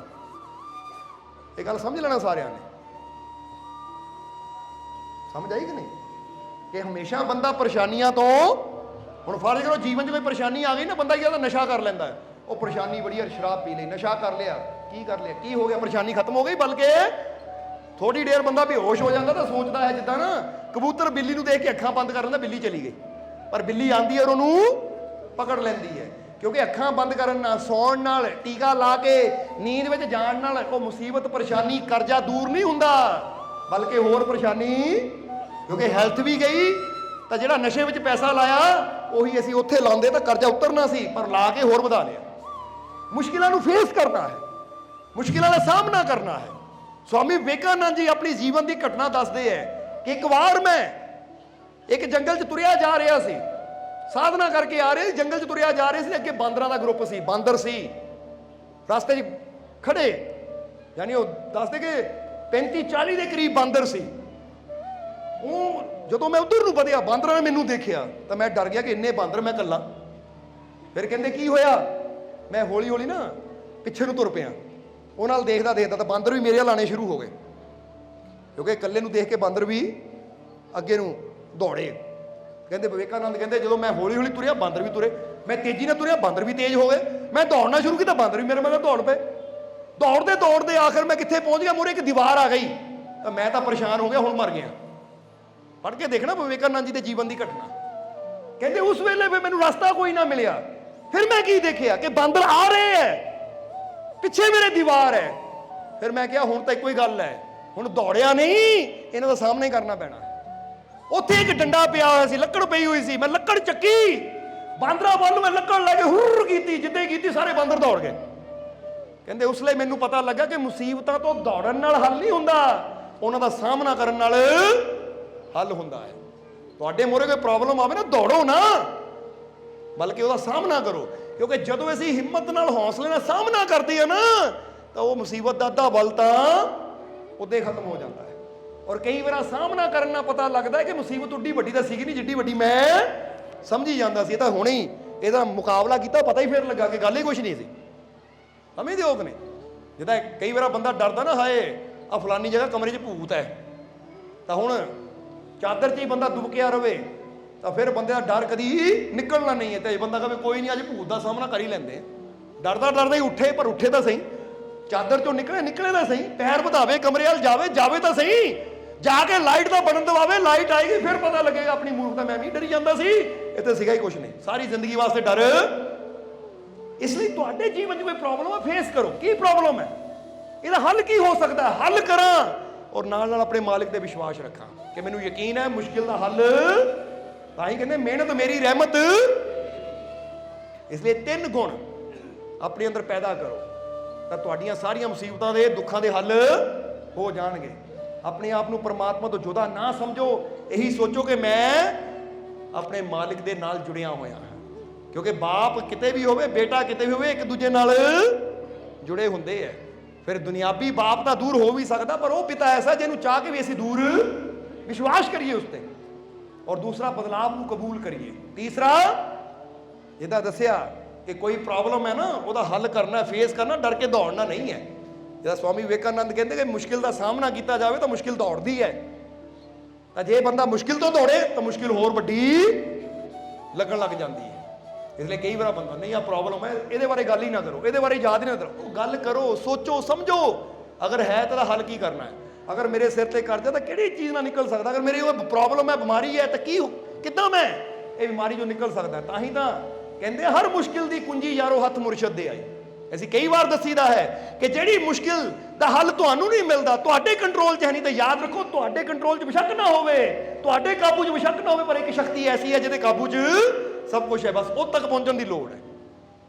ਤਾਂ ਹੀ ਤਾਂ ਬਹੁਤ ਜੀਵ ਐਸੇ ਹੈ ਜਿਹੜੇ ਮਾਲਿਕ ਦੇ ਦਰਬਾਰ ਤੱਕ ਆਉਂਦੇ, ਮਾਲਿਕ ਦੇ ਘਰ ਤੱਕ ਆਉਂਦੇ, ਤਾਂ ਹਰ ਮੁਸ਼ਕਿਲ ਦਾ ਹੱਲ ਵੀ ਮਿਲ ਜਾਂਦਾ, ਕਿਉਂਕਿ ਹਰ ਮੁਸ਼ਕਿਲ ਦਾ ਹੱਲ ਹੈ, ਪਰ ਹੱਲ ਦੱਸਣ ਵਾਲਾ ਵੀ ਕੋਈ ਚਾਹੀਦਾ ਹੈ। ਇਸ ਲਈ ਯਾਦ ਰੱਖਣਾ। ਤੇ ਫਿਰ ਕਹਾਂਗੇ ਹੁਣ ਸ਼੍ਰੀ ਗੁਰੂ ਰਵਿਦਾਸ ਜੀ ਦੇ ਬਚਨਾਂ ਤੋਂ ਫਿਰ ਸਤਸੰਗ ਦੀ ਸਮਾਪਤੀ ਕਰਾਂਗੇ ਕਿ ਜਿਨ੍ਹਾਂ ਨੇ ਆਪਣੇ ਆਤਮਾ ਦੇ ਗਿਆਨ ਨੂੰ ਸਮਝ ਲਿਆ ਨਾ, सीख ले आत्म ज्ञान को जो सब सुखों का मूल। रविदास आत्म ज्ञान बिन जो सीखा सब धूल। वो कहते जे अपने अंदर नहीं ना सिखिया, जिहड़ी शक्ति तेरे अंदर काम करदी ओनू ना जानिया, तो होर तू सब कुछ जान भी लिया, सब कुछ सीख भी लिया, तो मिट्टी के समान है, क्योंकि जो मर गया तो सब कुछ मिट्टी है। ओनू जान लिया तो जीवन का हर पल आनंद नाल गुजरेगा, जीवन का हर पल खुशी नाल गुजरेगा। इसलिए अगर किसी के मन च जानने की भावना है तो जिदा दसिया है कि मंजिल तक बंदा पहुँच जाता, कोई रास्ता दिखाने वाला होवे, बोलो समझते हो कि नहीं। इसलिए परम शक्ति तुहाडे अंदर है, बस उस पर विश्वास करो और उन्होंने जानने की विधि लो। जिदा ही कई बार इशारा करीदा, इत्थे भी करांगे कि एक कमज़ोर तो कमज़ोर नौजवान भी है ना, अगर जिम में जाके किसी चंगे कोच की सोबत में कसरत करना शुरू कर दे तो कमज़ोर बच्चा भी बॉडी बिल्डर बन जाता है। बॉडी बिल्डर का मतलब है तंदुरुस्त शरीर वाला, जिहड़ा बड़े बड़े कॉम्पीटिशन जित सकता, क्योंकि कोच की दसी हुई एक्सरसाइज के नाल वो पतला या नौजवान भी इदा सेहतमंद हो सकता है, क्योंकि शक्ति अंदर ही है। बस कोई चाहिए जिहड़ा साडी अंदरली शक्ति नूं जगा सके, उन्होंने बाहर लिया सके। समझते हो कि बस इसी तरह आत्मिक शक्ति अंदर है, इत्थे भी सानू गुरु रूपी कोच की लोड़ है, जिहड़ा साडी शक्ति नूं जगा सके, सानू दस सके किदां जागदी है तो किदां इहदा लाभ लिया जा सकता है। इसलिए आओ गुरुओं के वाक अनुसार सीखिए कि जिदा हर चीज़ बारे सीखते हैं, इदां ही अपनी आत्म ज्ञान बारे भी सीखिए, मैडिटेशन बारे सीखिए, ध्यान बारे सीखिए। और ये वास्ते कोई 24 घंटे देने की लोड़ नहीं है, बस अगर रोज़ सुबह सही विधि नाल 40-45 मिनट ही तुसीं एक्सरसाइज कर लो, जिदा कहते ना जिम च जाके कि 40-45 मिनट घंटा एक्सरसाइज कर लो तो पूरा दिन आराम नाल गुजर रहा। ध्यान है मन नूं लैके, आत्मा नूं लैके अगर असीं 40-45 मिनट ही सही ढंग नाल मैਡੀਟੇਸ਼ਨ कर लईए तो साडे अंदर वो शक्तियां पैदा हो जाती जां वो शक्ति नूं असीं समझ लैंदे आ कि फिर असीं किसी मुश्किल तो डरदे नहीं है, बल्कि हर मुश्किल का हल करन नूं असीं तैयार हो जाते। इसलिए आओ वो शक्ति नूं पहचानीए और अपनी जिंदगी नूं, अपने जीवन नूं सफल बनाइए। और हुण इन्हां वचनां दे नाल ही असीं अज दे सत्संग की समाप्ति करांगे। और सत्संग समाप्त करन तो पहला फिर ये कहना चाहांगे कि विश्वास रखो कि मेरा मालिक मेरे, पहले कह दो मेरा मालिक मेरे, मेरा मालिक मेरे, मेरा मालिक मेरे, मेरियां झोलियां खुशियां नाल, मेरियां झोलियां खुशियां नाल, मेरियां झोलियां खुशियां नाल, मेरे सारे दुख दूर, मेरे सारे दुख दूर, मेरे सारे दुख दूर, मैनू अपने मालिक दे पूरा, मैनू अपने मालिक दे पूरा, मैनू अपने मालिक दे पूरा। जिन्हां अंदर विश्वास है वे झोलियां खुशियां नाल भरदियां भी जरूर है। विश्वास रखो आने वाला समा तुहाडे सब दे वास्ते कामयाबी, सफलता, खुशियां भरिया होएगा। और जे तुहाडे अंदर यकीन है, विश्वास है, तो यही कहांगे तुहानूं कल तो रिजल्ट मिलने शुरू हो जाने हैं, क्योंकि विश्वास है बड़ी ताकत है, पर यकीन सच्चा होना चाहिए। और इस तो पहला कि सत्संग की समाप्ति करिए उस दे नाल नाल जिद्दां आने वाले प्रोग्रामां बारे तुहानूं दस्सिया कि अज 9 तरीक है और आने वाली जो 14 तरीक है दिन वीरवार, उस दिन विसाखी का दिन भी है और नाल नाल 11वीं रोज़ भी है, वीरवार का दिन भी है। सर्व संझा दरबार कांटियां हुशियारपुर विखे ये 11वीं रोज़ विसाखी का दिन बड़ी धूमधाम नाल मनाया जा रहा है। सो कोशिश करो जिद्दां अज तुसीं जी पहुंचे हो, इसी तरह विसाखी के दिन 11वीं रोज़ वाले दिन वीरवार नूं दरबार ते पहुंच के सत्संग च हाज़री लगाओ और मालिक दी रहमतां प्राप्त करके अपना जीवन सफल बनाओ। क्योंकि असीं कई बार दसीदा कि बंदा कहता विसाखी नहाना है, कोई विसाखी नहान किते जाता है, कोई विसाखी नहान हुण पानी ना तो नहा नहा के बहुत देख लिया। असीं कहते इस बार कांटियां दरबार जाओ, इदां दी रहमत बरसात में नहावांगे कि तुहाडीआं सारियां कमियां पूरीआं हो जाणगीआं। क्योंकि वेला है उहदी रहमत च नहाण दा, उहदी बख्शिश नहाण दा। ये बंदा कहे इदां दी उहदी रहमत दी बरसात होवे। जिद्दां एक बहुत समय पहला ना एक पुराने गाना हुंदा सी, होई बरसात कुछ इदां सी, याद नहीं हो ये ना गाया सी, सारी रात भिजदे रहे, कोई की सी भला, हाँ उन्होंने इश्क दी, हाँ इश्क दी गया सी। पर असीं कहांगे उत्ते रहमतां दी बरसात होनी है कि तुसीं सारी जिंदगी भिजदे रहना है। वो रात की है जदों दी रहमत बरसदी है तो बंदा पूरी जिंदगी भिजने दी गुजर जाती है। लै भी हर जगह उसकी रहमत ही बरस रही है। मैं तो बंदे पुछो की हाल है, वो बड़ी रहमत बरस रही है। जे बंदा देश होवे, परदेश होवे, घर होवे, कितना वो बहुत रहमत बरस रही है। कि इदां दी जगह गए कि हुण रहमतां दी बरसात तो हर वेले नाल ही चलदी है, और रहमतां दा बदल तो हर वेले नाल ही चलदा बरसात करदा। सो यही तो उसकी रहमत होंदी है, क्योंकि रहमत कब और किस पर हो जाए इसका कोई अंदाजा नहीं होता। ये तो मालिक की रहमत का घर है, इस घर का बंद कभी दरवाजा नहीं होता। ये उसकी रहमत का घर है, ये तो हर वेले खुले ही है दरवाजे। बस पहुंचो और रहमतां नूं प्राप्त करके अपना जीवन सफल बनाओ। इसलिए ये रहमत की बरसात होनी है, इसलिए पहुंचो और रहमत की बरसात में पूरी तरह भिजना भी है और रहमतां दा आनंद लैके अपना जीवन भी सफल बनाना है। और अंत में यही उस मालिक के चरनां च अरदास बेनती करांगे कि मालिक तुहानूं सब नूं नाम नाल जुड़न की ताकत देण, नाम जपण की ताकत देण, और गुरुआं दे वाक अनुसार कि तुसीं अपने अंदरली आत्मा नूं समझ सको, वो परमात्मा नूं समझ सको, वो परम शक्ति नाल जुड़ सको और अपने जीवन नूं तुसीं सफल बना सको। इन्नी सोझी मालिक तुहानूं देण, तुहाडीआं सब दीआं तकलीफां, दुखां, दर्दां, परेशानियां नूं मालिक दूर करन और तुहाडा आने वाला समा सब दे वास्ते खुशियां, कामयाबी, सफलता भरिया होवे। दिन दुगनी रात चौगनी मालिक तुहानूं तरक्की देण और अपनी रहमत, अपनी कृपा, दया, मेहर हमेशा मालिक तुहाडे ते बनाए रखन। यही साडी उस मालिक दे चरनां च अरदास बेनती है। और हुण अंत विच तुहाडे सब दे अंदर वसदे होए इस परमात्मा नूं असीं प्रणाम करदे हां। साडा प्रणाम स्वीकार करो। जय मालिकां दी।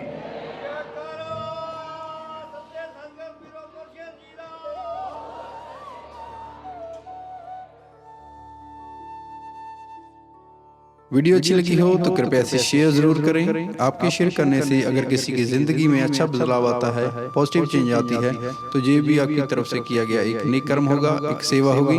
तो वीडियो को शेयर जरूर करें और वीडियो देखने के लिए सर्व संझा दरबार कांटियां शरीफ यूट्यूब चैनल को सब्सक्राइब करें और फेसबुक पेज को फॉलो करना ना भूलें। जय माता दी।